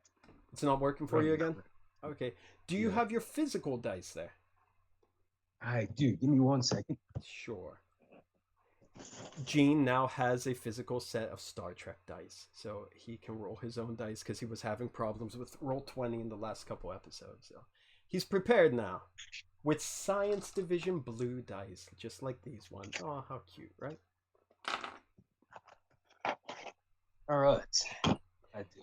Are you buying any extra dice, or are you using a value to try get? Again, you need 4 successes to make it work, which is massive. Values here.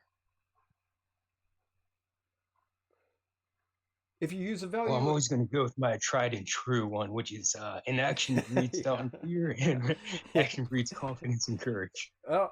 It's worked for you in the past, and like you said, you've used it in the past, so I think this is triggering a milestone for you, sir, because I know you've used it multiple times. So let's do value 4.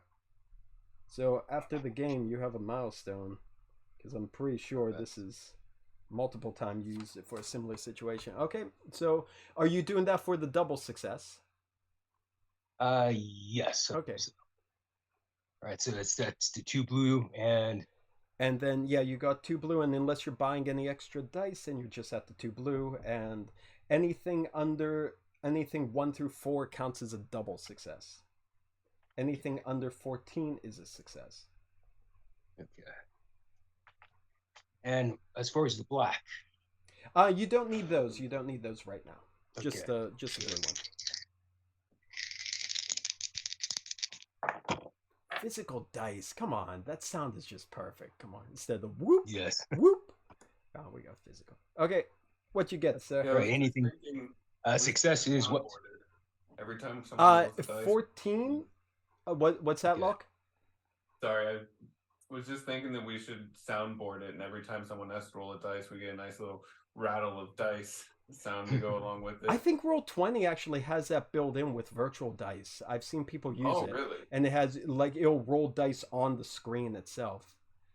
And it makes the rattling sound. I'll look into doing that because I missed that sound. Anything under 14 is a success. Anything 4 and under is a double success. Okay. 2 success. 11 and 12. That's what you need. You need 2 successes because your value got you the other one. So, yep. Okay, you're organizing your groups. You're getting them good. And we are removing one of the power demands from medical. Good job. And so you're heading to see the captain now, right? Yes. All right. So we'll send you medical. One comp. Okay. All right, so you take the turbo lift up to the captain's quarters on deck 1. You go outside her door, press the chime, and you hear her voice from the other side telling you to enter. So going inside her room, where is her room? Let me get that on screen for you, because she does have a room. Isn't that nice? Captain has a room. It's been a while since we've been anywhere near there. So let's see. Getting that ready. And where is Tadagia? Okay. Changing to the captain's room, and I can't find it anymore. There we go. Can everyone see? Is it on screen? Yeah, it looks like it is. All right, so Yep. Tadagia step inside, and there's the captain again. Just like most places on ship, the lights are in dim power saving mode, and she is sitting in her chair. She looks smaller and frailer than usual, but you have been seeing this happen over the course of the last maybe week of the 2+ weeks you've been stuck in here, as her supply of medicine has been running low, and you don't really have the means of replicating anymore. You've been rationing it for her, but the supply is getting to its end. Captain, I'm gonna go forward to her and present my hand, take her hand. Lieutenant, I didn't think it was time for another dosage already. Yes. As always, I must ask, how are you doing? I'm doing as well as can be expected in this situation. I have the utmost faith in Commander Locke to handle the situation for me, but I'm afraid that I am not doing my part as leader of this crew, and I fear that that is beginning to show in our inability to escape from this situation. Captain, it is not your fault. Perhaps. This is your fault. And we all trust you, and we trust in your guidance, and we trust in your decisions also to let Commander Locke take the lead. We understand, though there are a few who may need to be informed. Yes, if I've been this is considering permissible that. to you. In particular, I would like to address Lieutenant Destron, if it would be permissible to you to inform him of your situation. Your understandable absence has taken a toll, particularly on him. I believe the toll that is taken on Lieutenant Destron is triggered by something a bit more personal than my situation. I am most likely merely the latest scapegoat that he is using to express his uncontrollable emotions about it. Perhaps, but I believe it might give him some clarity to understand, as one of the commanding officers. She's nodding as you're speaking. Yes, perhaps clarity is precisely what is needed in this dark situation. Lieutenant, is it true that there is only perhaps 2 or 3 more doses left of my treatment? Sorry to say, Captain. Yes.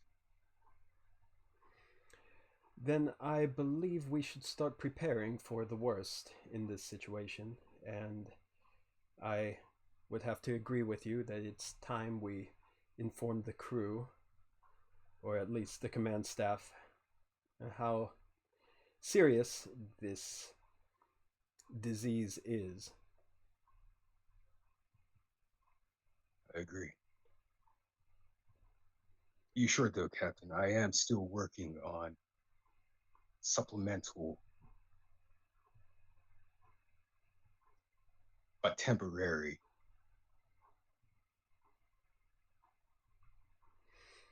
something to help.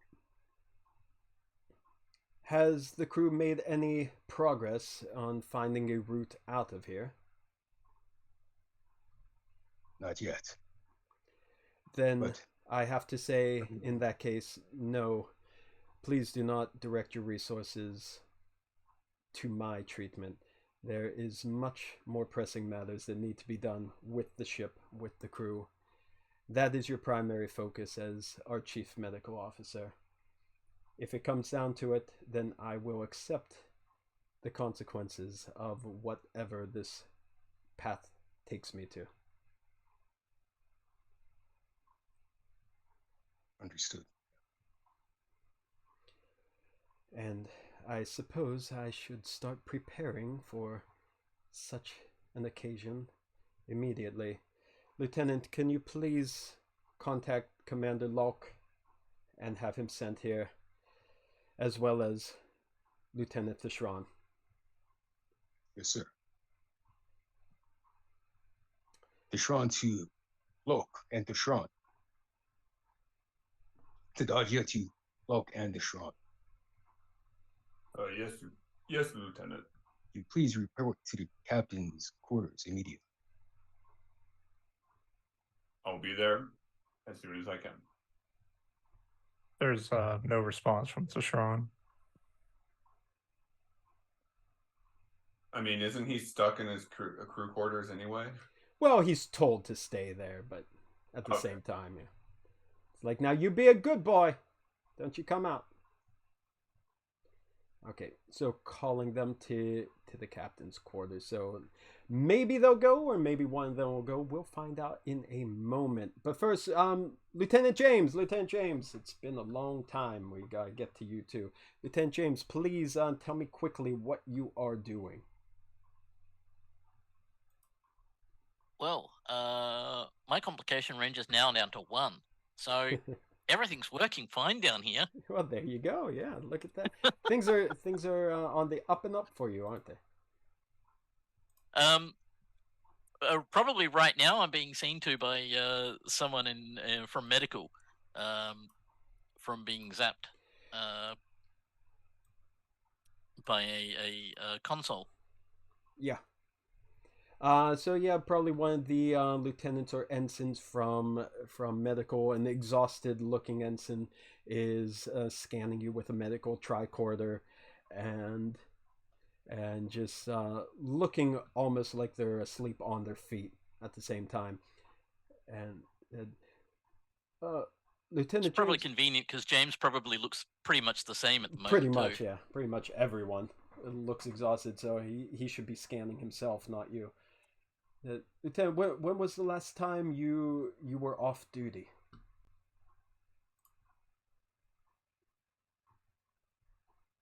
That was the last thing we played. And I don't know how much time has passed since then. We're all. Have you, Lieutenant James? Were you off duty too? I haven't taken much time off. There's a lot to do here and much to do elsewhere. Well, at least for engineering, at least the complications are going down, so things are maybe slowing a bit for you. Other crew can do that. So the I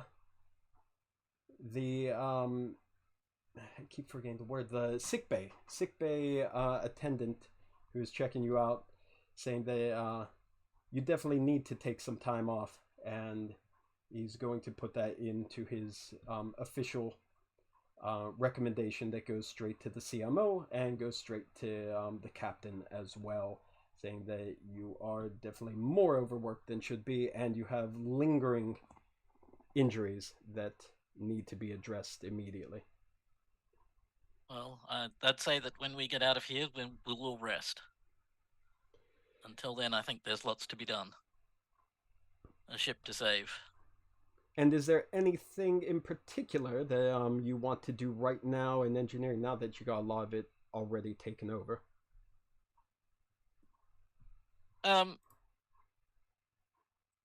No, I don't think there's a lot to do down here. I've got a few side projects, so any free time is there. Okay. So, all right. Yeah. Well, then we'll get to your side project in a moment, if that's okay, if you got one in mind. Yeah, sure. Okay. Then in Captain's Quarters again, Locke, I would imagine you arrive there first, whether or not Thishran is going to come at all. You get there to Captain's Quarters. Is that okay? Yep. All right. I find the Captain's Quarters again. Find Locke. This is the wrong page. Oh, there we go. All right, so Locke, you show up at Captain's Quarters. Thadagia, you're still there, yes? Yes. Okay. So Captain's Quarters and Thadagia and Locke, you arrive, you chime, they let you in. Thadagia is still there. Now the captain's sitting on her sofa. Locke, you see the captain maybe twice a day, usually in the morning at the beginning of your shift, and then at night before you turn in for whatever little sleep you get at the end of what's not even a shift anymore, but just the long hours you're putting in. And you know that she has been, her condition has been deteriorating more and more over the last week, more so than before. She still has a lot of trouble walking even with her cane, and she spends a lot of time just in her room trying to conserve her energy. But coming in, you see Thadagia is there with her. So the fact that you were called and with the Shran too, you probably know it's a little bit of a serious situation. All right. Captain, you're looking like you're doing better than yesterday. I see you are excelling at your ability to tell fibs, Commander. I appreciate it. Thank you for your kindness, but the doctor and I know very well how severe my condition is. I see. And that is one of the reasons why you are called here today. A little unexpectedly, Commander. I'm sure you are busy, and I apologize for taking you away from your duties for now, but I hope you appreciate the gravity of the situation. Gravity does not need to be that deep of a well for me to be happy to come and do what I can to assist you, Captain. As it should be, Commander. Appreciated. However, I would like to talk to you about 2 points currently. First is, of course, the state that we are in, still unable to find a way out of wherever this void is. Commander, I'm sure you're well aware at this point, but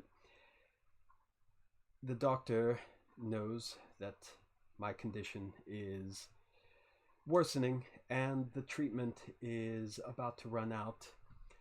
It is going to be on you to take full command of the ship for at least the time being, and possibly, she glances over at the doctor before looking back to Locke, possibly long beyond that. I see, Captain. As much as it pains me to hear of your current state of health, it is an honor that you do me, and I thank you. I have to say, Commander, that when you were first brought aboard the ship, I did have my doubts. I have read your record. I know the stain that is on your report, about the loss of your previous ship where you were first officer and how that has affected your standing in Starfleet. And the way you reacted to some of our early situations as well raised questions on whether you were fit to be in command of your own vessel. But I am proud to say that what I have seen from you in our time together over this last year has convinced me that my original instincts were correct. You are indeed Starfleet material, Commander, and it has been an honor serving by your side. Thank you, Captain. I believe that I probably doubted myself just as much when I joined your crew. I know it must have been difficult for you being the first officer of a captain who, and she motions with her hands to her body, is most certainly not in peak physical condition. But I don't know if you've already determined the reason, but that is exactly why I requested you and the majority of our crew for this mission. I think you know from reading the personnel files of most of the crew of DeGrasse Tyson that these are the members that Starfleet has no place for. She points over at Thadagia standing in the doorway. Thadagia himself had taken the fall for a very unfortunate incident on his previous placement where an entire world was lost. And while it was not his fault, he was the only one without connections that prevented him from suffering consequences. So he became the scapegoat. However, I knew he was more than qualified in all of his abilities. And that's why I wanted him on the ship, supporting Dr. Ardun, and now, quite expertly, taking over for him as our CMO. And, of course, we have our very inexperienced crew that have been untrained, untested, and Starfleet doesn't believe fit to serve in such a dangerous position during the Dominion War, which thankfully is now over. So that's why I requested who I saw to be the best and brightest of those to fill out the roster on this ship. Lieutenant Alder, who perhaps was more machine than man when I met him. I believe I haven't met a human that made me feel more like I was speaking to a Vulcan than he. But over the course of our mission, I think he has grown into quite an excellent and interesting officer to engage with, and I'm proud to have him as part of the crew as well. And that leaves, of course, our missing member from this conference currently, Lieutenant Thishran.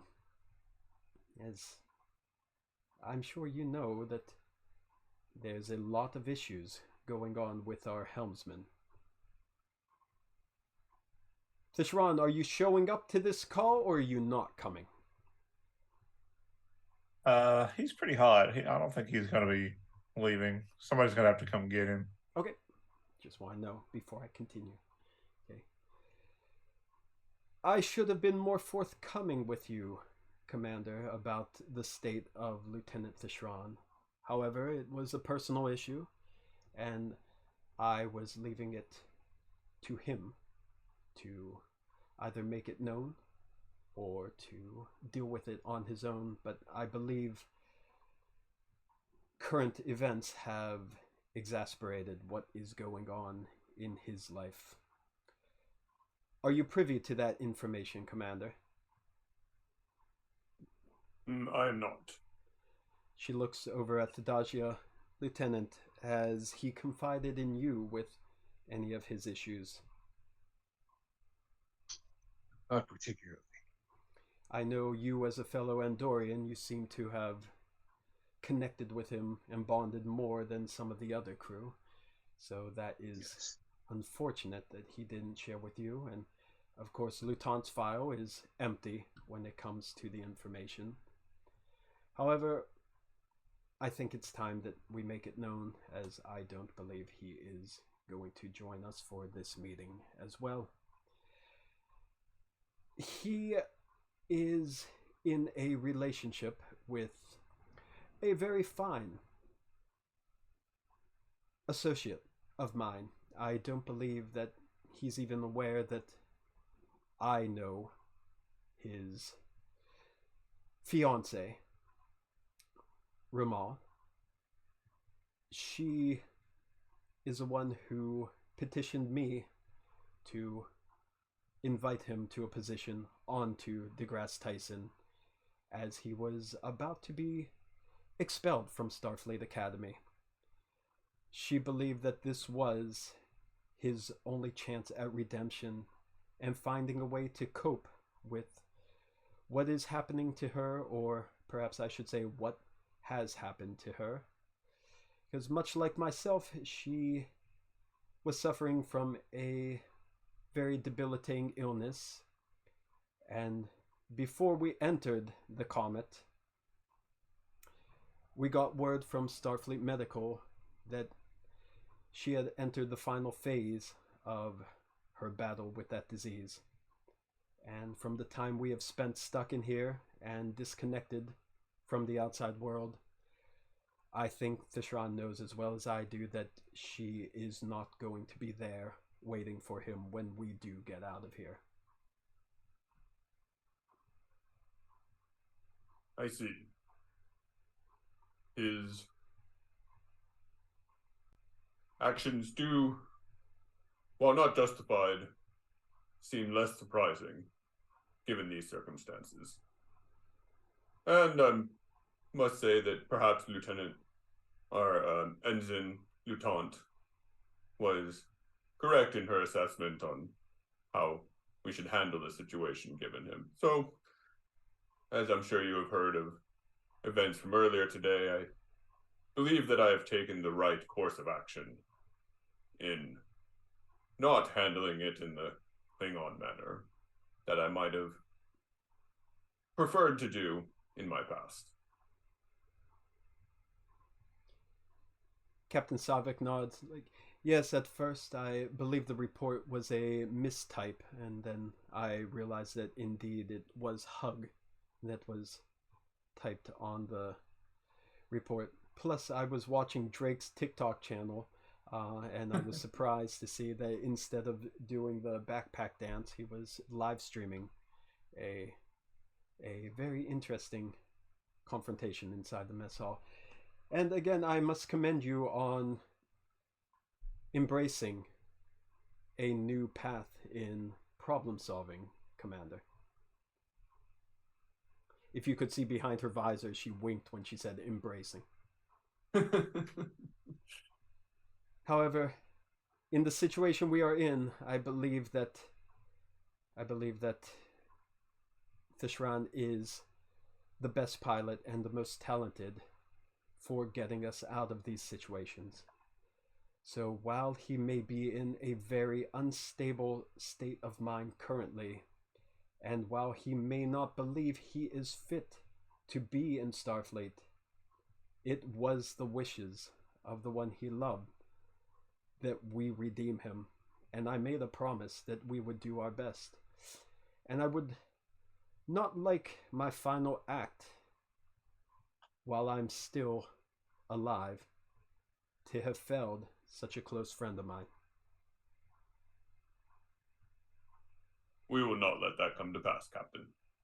It's understandable. I'm surprised I did not realize it. As Andorians, we have very strong, very intense bonds with our mates. Separations like these, also due to her illness. I can't even imagine what he's going through. He may need a friend like you, Thadagia, to be there for him to help him through this situation.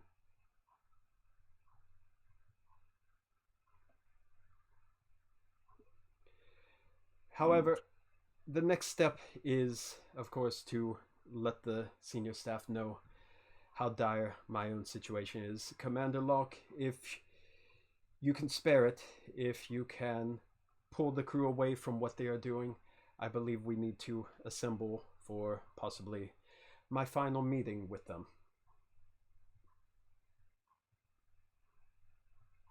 I'll gather everyone as soon as you're ready, Captain. Very well. Make it so, Commander.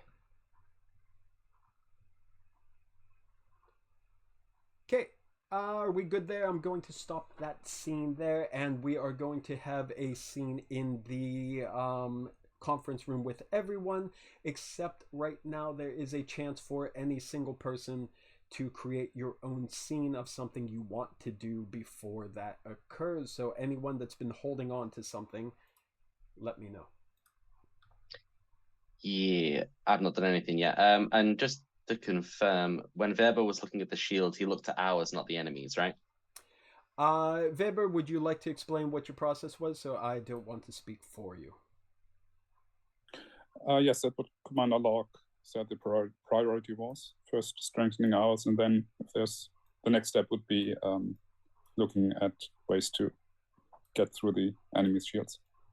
So we haven't gotten that. Yeah, I mean, I've been sat around doing nothing. So how about we say that whilst you were looking at the enemy shields as you're the specialist, looking at our shields as you're the specialist, Christ, I was spending my time trying to look at the enemy shields. Mm-hmm. So can I have a look at them, please? Yes, of course. So you're probably going to want to do a similar like examination of it. So that would be reason or insight, because it is an unknown enemy. So insight could also help you there. And security. I'll go with reason. Security, not science? It could be science, but also since these are like defensive, offensive weapons and that, and if you're using like your knowledge of those systems, that can help you as well. But you could also use science if you are like using the computer to research it. It's your call, because both are fitting depending on your approach. Yeah, they're the same numbers, so it works either way. In that case, yeah, I'll use security. Seems to be fair. Ooh, what's happening? There we go. Yes, I'll use security and reason, and then I'll do my analysis of the enemy shields. In particular, I'm wondering, well, a bunch of other things, is whether or not they're resistant to the subnuclear weapon. Okay. So I have an idea. All right.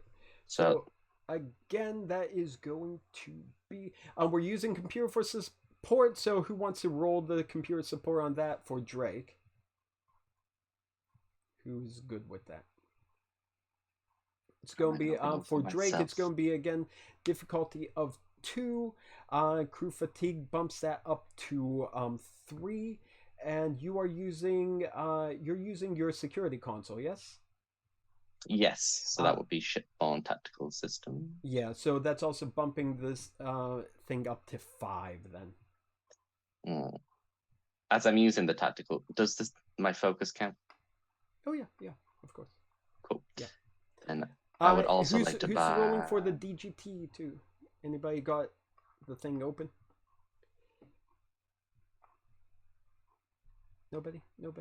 I can get it open. Hey, there we go, Thishron. Since you're hiding in your room playing PlayStation, you might as well just... Okay, yeah, so you want to use what again, Drake? Shipboard tactical systems, yes. So brings my focus in. We're on task roll of 2. I need 5 to pass. What's the complication range? Complication range is still 2. 2. It's been a bit slow. In that case, I will buy 1 dice with threat, and then I believe we have 2 momentum to buy a second one. I think the 2 momentum was spent. Was it? Oh, I missed track of that one. Yeah, it's now off of my table there. I know there was a momentum spent for something. thing. Oh, Talar's coffee service. That's what it is. Yes, of course. Okay, so you're buying with threat, which means I need to put a mint on here because I'm out of threat chips. Okay, so there is now a box of mints for threat. So dice number 3. Anything else? No, my values don't really play into it just yet. Okay, and that gets you bold security and untapped potential with that one thing there. So that's 3 dice you're rolling. You need 5 successes. We got the ship going to, which is going to be computers and science, I believe. Computers and science for the DGT Thishran. Again, dice roll of 1, complication range of 2. And yeah, if that's all you're doing, not using value, not doing anything else, then I think we're good to go. Okay, please, Lord. Oh my God, I want to move this to the side because I'm trying something out as well. How many dice was it again? 1 die for for you. DGT. 1 die for you. Wow, that was weird. Like, David, your roll, it just like slowly rolled in. That was weird on my screen. It's like only 1 number came up, and then it's like Wheel of Fortune that just keeps revealing 1 number at a time. Okay.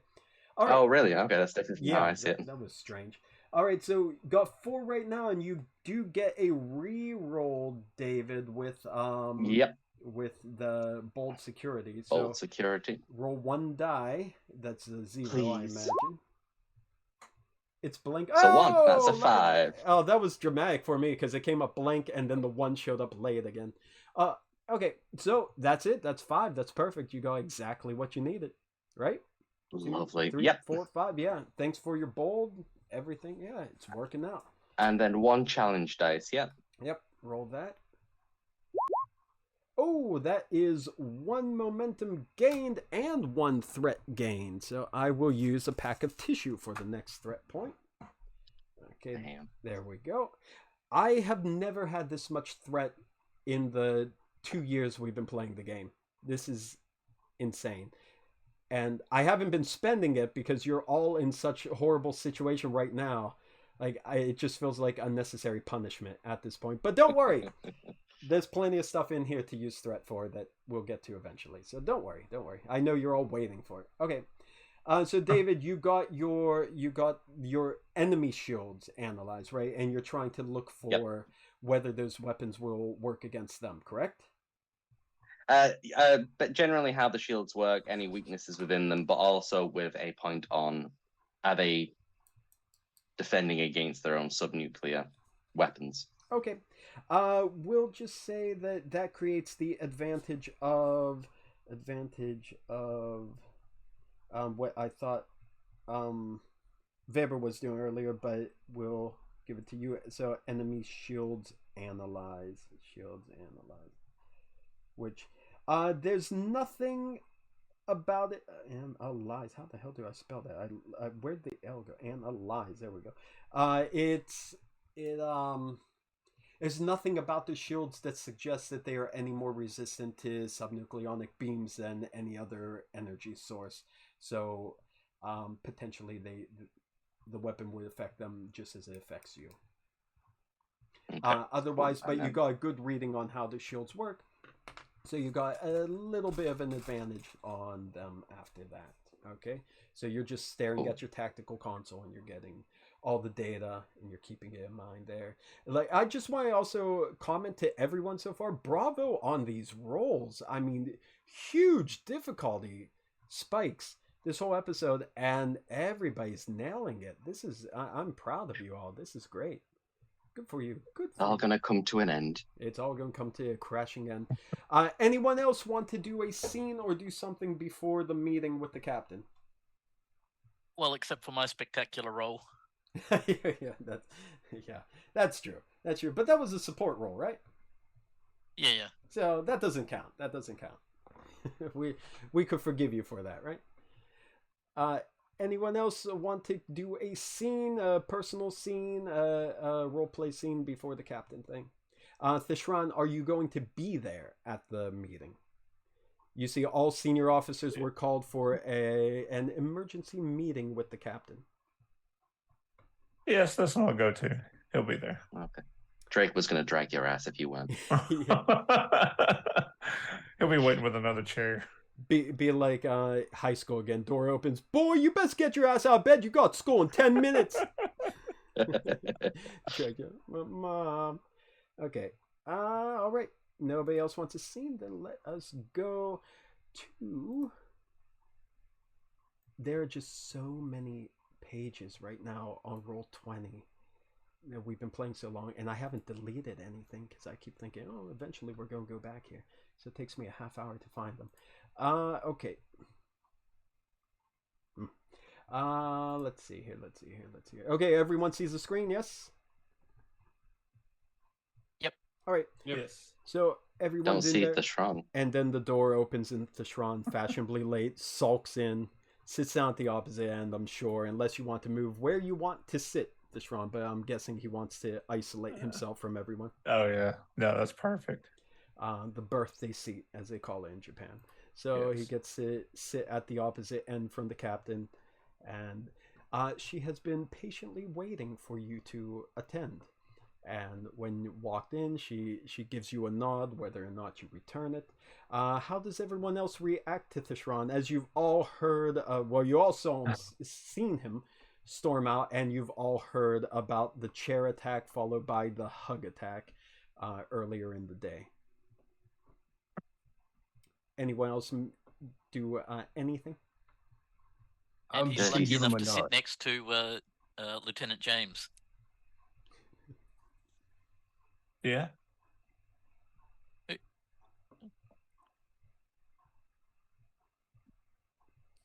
I'm going to give him a dirty side eye and have my phaser is here, by the way. I brought that with me, a security officer just... Yeah. You're phasered on the table, and then like your iPhone also slides up from under the table, just in case. Tadajia, you said something too. I'm sorry, I couldn't hear that. No, I was just gonna give him a quick nod and gesture of Endorian solidarity. And, it's something you understand. Something maybe That should subtle be, with the antenna that is like the only antenna, perceptible twitch by in a certain way. by that. Like, I got you, man. As you're coming. Okay. All right. So Thashron comes in, joins the crew, and again, just like any other meeting, if there's any comment, anything anyone wants to say, this is a free role play moment, so anyone can speak up and do their thing, no matter what. The captain waits for Thashron to sit down and get situated. Everyone now, it's been a while since you've seen the captain, but as I described earlier, you could see she is looking much worse for the wear. She's probably in, she has ailments. You see she's blind. She has a cane. You've heard her age, but she looks far older than that. So all that stuff you knew long ago. But now just looking at her, she is physically weak, physically ill. You imagine it took quite an effort to get her here, even though this is also on deck 1, the same deck as her quarters. So she's looking pretty bad, and that's probably why she has kept out of sight for the sake of crew morale for all this time. But now with you all gathered, she finally addresses you, and she does a quick rundown and defers to Thadajia for any kind of technical information to pop up now and then, but she gives a quick rundown of the fact that she is suffering from a degenerative neurological disease, and she has been taking treatments for it, and unfortunately the fact that you are all stuck in this area with where you are, the medicine supply that she has to keep it in check, which is also one of the motivating factors why she went to Moon AK-807B to try to find more stuff to help with her search for cures. The medicine is running out, and the fact that the ship is conserving power, there's not enough energy for sickbay to be replicating substitutes to kind of keep the medicine at bay. So her disease is progressing now at a rapid rate, and she believes she is reaching the end of her ability to command entirely. And you get the hint that it's a bit more severe than that. It's not just going to be the end of her command, but the end of her if it proceeds in this direction. And she looks at you all. She says, I would like you all to know that while this is a very unfortunate situation, that you have all performed admirably, even with the faults, even with the problems that you are all facing individually. You are still Starfleet officers, and you are still doing jobs that I believe no one else in the fleet would be capable of. I chose each and every one of you on this ship personally to be here because I believe that your abilities are far greater than what Starfleet may have decided on its own.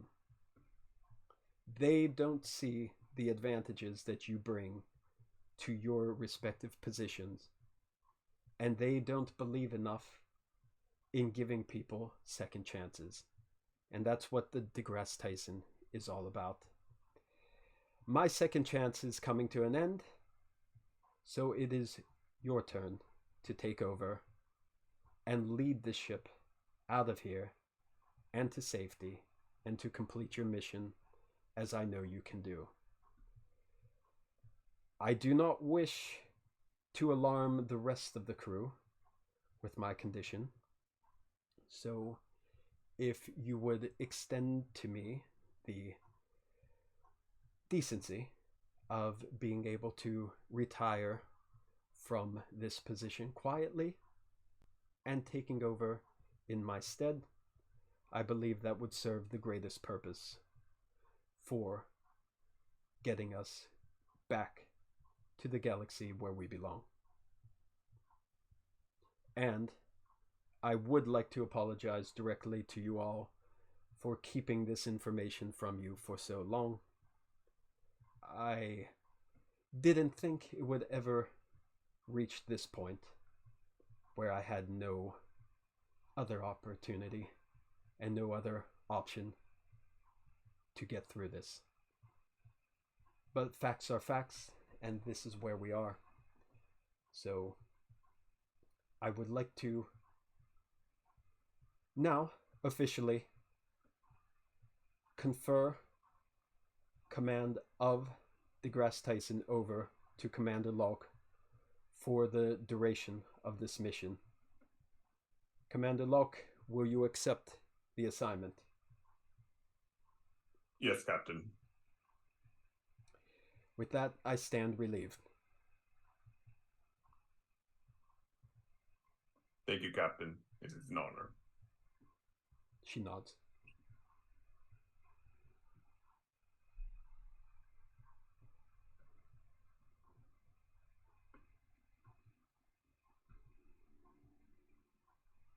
If So there's, it's very, very close to home for Weber, so he's completely silent and doesn't know what to say at all. she can feel that tension in you and possibly a couple others, as she knows what a lot of the crew is dealing with or is bringing with them into this mission. And Locke suggests a group hug. That's his answer for everything. Yeah. Now, if you will all excuse me, I would like to retire back to my chambers and make some final preparations to get my affairs in order. Commander Locke, you are now captain of this vessel, if not in rank, then in position. So I leave it in your capable hands. And Lieutenant Thadagia, if you wouldn't mind checking in on me a little later, I have a few final requests. Let's go. I'll make sure to see the ship and its crew home safely, Captain. I have my utmost faith in your abilities, Commander. Good luck and Godspeed, as they say. And she will stand up, and you just see how shaky she is, leaning on her cane. She makes her way to the door. Before she stops, or before she goes to the door, she stops, and she turns, and she gives a direct look at Thishran at the opposite side of the table. Thishran, are you looking at her? Are you looking at the table? Do you see this happen? I can see that. Yeah, he looks up and he sees her looking at him now. Okay, you look, her looking at you, you know she is giving you a wordless message, beckoning you as if she still would like to speak with you, and she shakingly makes her way out of the conference room and leaves you with your new commanding officer to take over the rest of the mission. Okay. Commander Locke, it's your call what goes on next before the meeting breaks up, and of course anyone else is able to express what they would like, knowing that there has now just been a shift in leadership on the DeGrasse Tyson.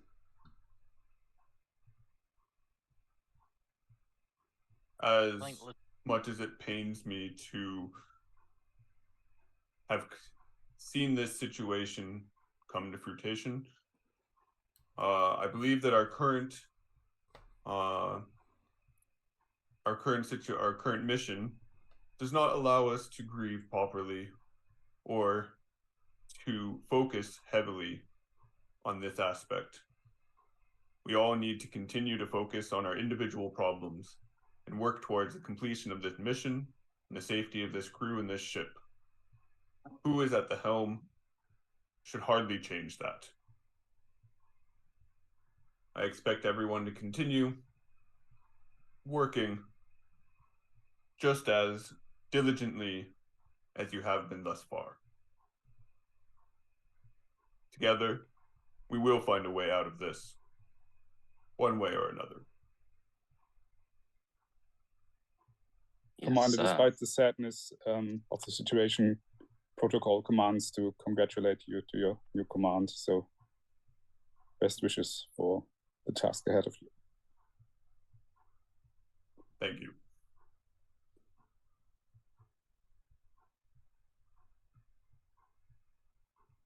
I saw Drake and James also wanted to say things too. If you're still having something there, please go ahead. Drake's okay? No. Okay. Yeah, I just wanted to say yes, sir, and that's it. He's not speaking much at the moment.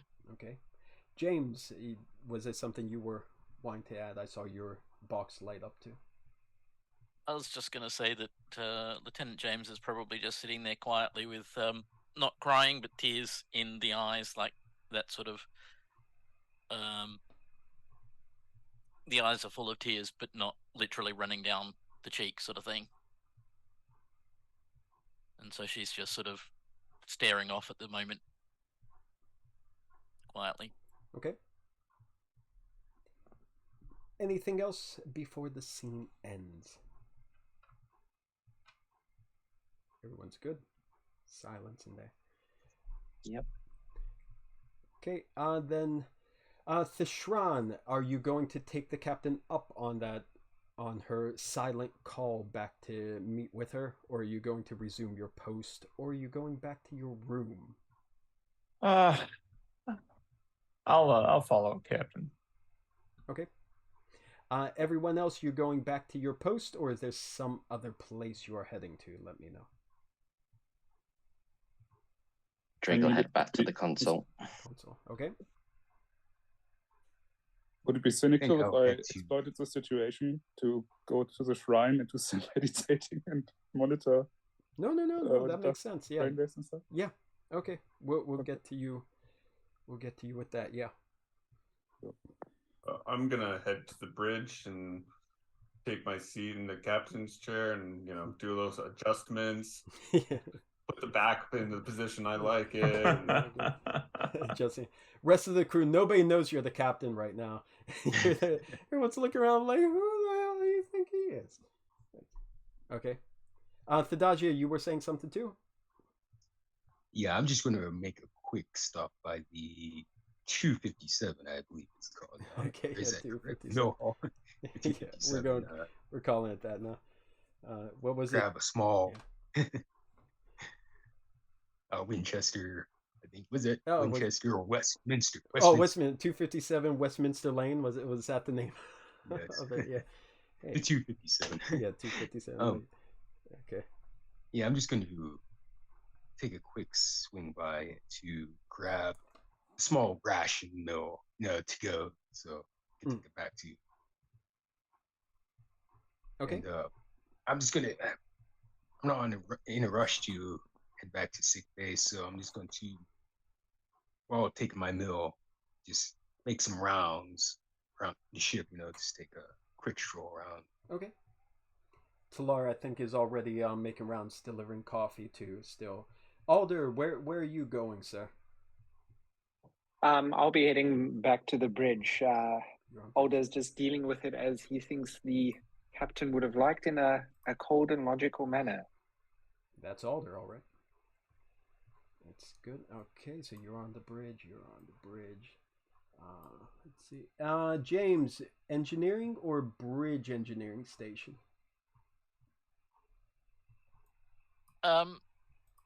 She's going to be the last one out, so she's going to sit in the chair for just a moment as everyone leaves. And then she will quietly get up and she'll head to engineering eventually, but going to find a spot on her own. Actually, probably the holodeck not actually powering it up or anything at this point, but she'll know that because it's not powered on, no one's going to be there. So she'll go there and just have a moment to herself. Okay. Dealing with the news. Okay. All right. I think that covers everyone. So quickly we'll go to we'll do a very short scene in the wrong page. Okay, so Thishran, you said you're following the captain back to her quarters, yes? That's correct, yes. All right. So you get outside her quarters, and she is already there. After the meeting ended, it's still on the same deck. So I assume you just press the chime and let her call you in? Mm-hmm. All right, so... Yep, I walk in. Okay, let's get the captain quarters for you. There we go. All right. She looks over and sees you come in, and she nods. Pleased that you finally made your way here. Lieutenant, thank you. I've been meaning to speak with you for a while. Thishran takes his badge off. Says, I guess you want this? Not at all. I still have my own, but thank you for your generosity. What am I doing here, Captain? I think that's a question you've been asking yourself since the first day you stepped onto the ship. Oh, I'm fully aware why I'm here. I just never found the cure. And have you been seeking the cure? Every step of the way. From those magic pods that we found with curative properties that we had to let go.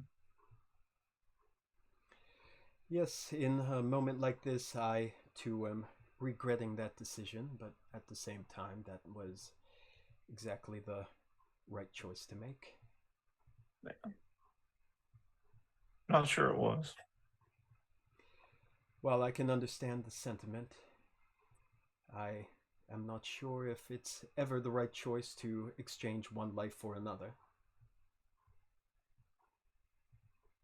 Well, I'm not quite in the best state of mind to be making decisions like that, Captain. Are you aware of my association with Ramel? Loosely. Are you... I knew you two knew each other, but not much past that. She was a very interesting person, was she not? You'd say that. I remember the first time I saw her, I was part of the original crew that was treating her when she was first diagnosed with the disease. Well, I'm sure you did all you could. Indeed, but as you know, that sometimes doing all you can isn't enough.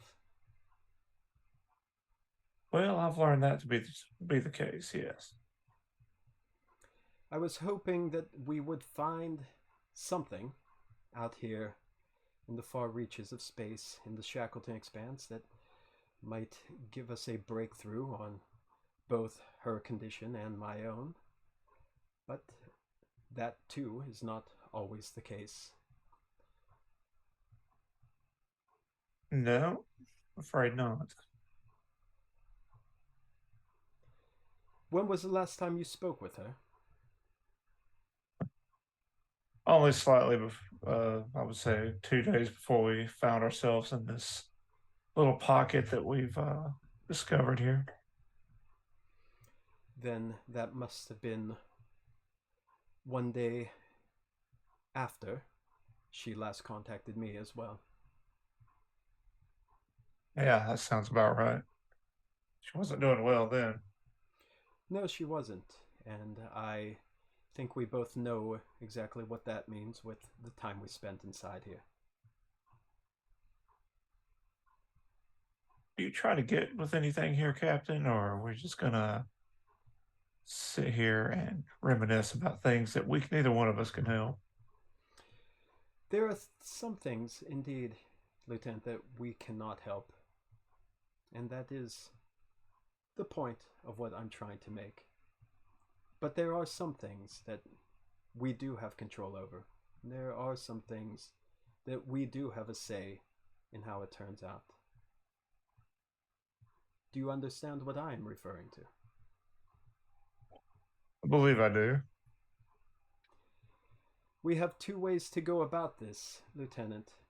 How are we going to remember a spirit as bold and vivid as Ramel? Are we going to continue living our lives as however long or short they may be, in the spirit that she would prefer from what we know of her? Or are we going to live our lives in a way that is against what she wanted for the both of us? I don't know about that, Captain. She seemed to rather like how I was. Indeed she did. And which is why she wanted me to make sure that you got the best chance at having the best future that would most certainly be denied from you. And we all know why it would be denied from you. Well, that is true. I believe I've done my part, Lieutenant. Maybe I just need some time, Captain. Perhaps. Well, you may have time, but I do not, Lieutenant. So, I just wanted to share this piece with you, as I'm not sure if we're going to have this opportunity again. Well, it is appreciated.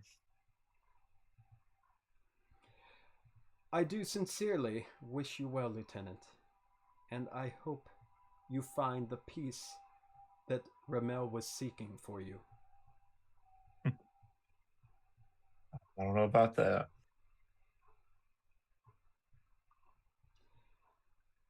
She nods to you and she pulls a Theshron and just starts going about her business as if you're no longer in the room. You don't need me to dismiss you any longer, Lieutenant. I am no longer in command of this ship. So the Shran will just turn and walk out of the captain's quarters and go back to his quarters. Okay, so you're on your way out, and that is when I am spending 3 threat, 1 pack of tissue, and 1 box of mints. And wow, back on the bridge, everyone. Back on the bridge. You start getting a little chime. Lieutenant Alder. At your station, you're monitoring everything because you are ops and your station is connected to everything, and you are getting a blip at the edge of whatever the maximum sensor range you are able to use currently at the current power rating. And you see that there is a vessel approaching. It just entered sensor's range. And I say to Locke, Commander, there seems to be a ship coming up on our sensors. I'd hazard a guess it's not a friendly visit. Does it match readings of any ships we've already encountered? Would I know that, Bill? You don't Does it have look to make familiar? a roll for that since it already entered sensor's range and it is approaching. You'll be able to get a lock on. It's starting to match, the data is starting to match the type of ships that have been that seem to be of the same group as I mentioned before, that were the ones that are intensely attacking you at different areas of the pockets going through. But there is one small discrepancy, which maybe is the incorrect word to use. There's a huge discrepancy, as this ship is far more massive than the other ones. I relay the info to Locke and, in a worrying tone of voice.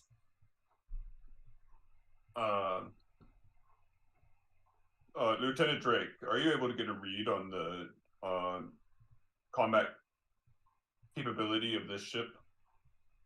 Am I gonna have to do a roll for that? No, I don't think you'll have to make a roll for it, since you were already doing a scan earlier about the ship itself, so you're just reading the data that's coming in. You see the combat capability is it has the same it has the same weapons as the other ships that attacked you, plus a lot more, and at a quite higher capacity. It's much more heavily armored than the previous ones. You call him commander or captain at the moment? His rank is his commander, but his position is technically captain, so both work. So you can call him captain even with the 3 pips on there. I'm going to stick with commander for the time being until told otherwise, because Yeah. Drake's thinking pattern is different. Yeah. But yeah, it's a lot stronger than what we previously faced, Commander. I was afraid of that. And are their weapon systems online currently? Indeed they are. Of course they are. Yes, Commander, they are. Well, we had a difficult enough time with the smaller version of this. Even with our current improvements to the shields and weapons, I'd highly doubt we'll be able to go toe-to-toe with this ship. Is Theshron at the helm currently? No. No, he went back to his quarters, yeah. Okay. I put Vumvi there.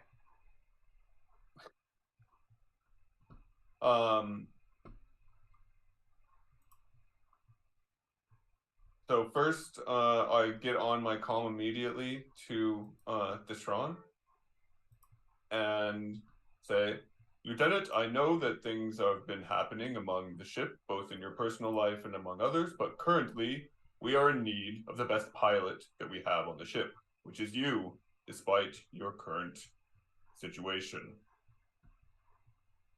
I would like to see you on the bridge immediately, as we have an enemy approaching and we need your piloting skill. And I cut off the comm without waiting for a response. Okay. And then the next step is, I guess, Drake, I need you to try and open a line of communication again with this ship. At a minimum, worst case scenario, we might be able to buy some time. Best case scenario, we might actually be able to talk to someone this time. Yes, Commander, and I'll repeatedly try hailing the ship in a bunch of different frequencies. Okay.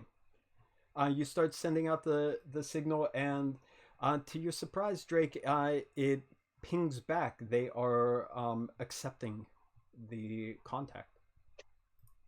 Someone's picking up, Commander. I'll put it on the main screen. And up it pops. And as he's bringing it up, I say, Lieutenant Alder, be ready to reroute power in the worst case scenario.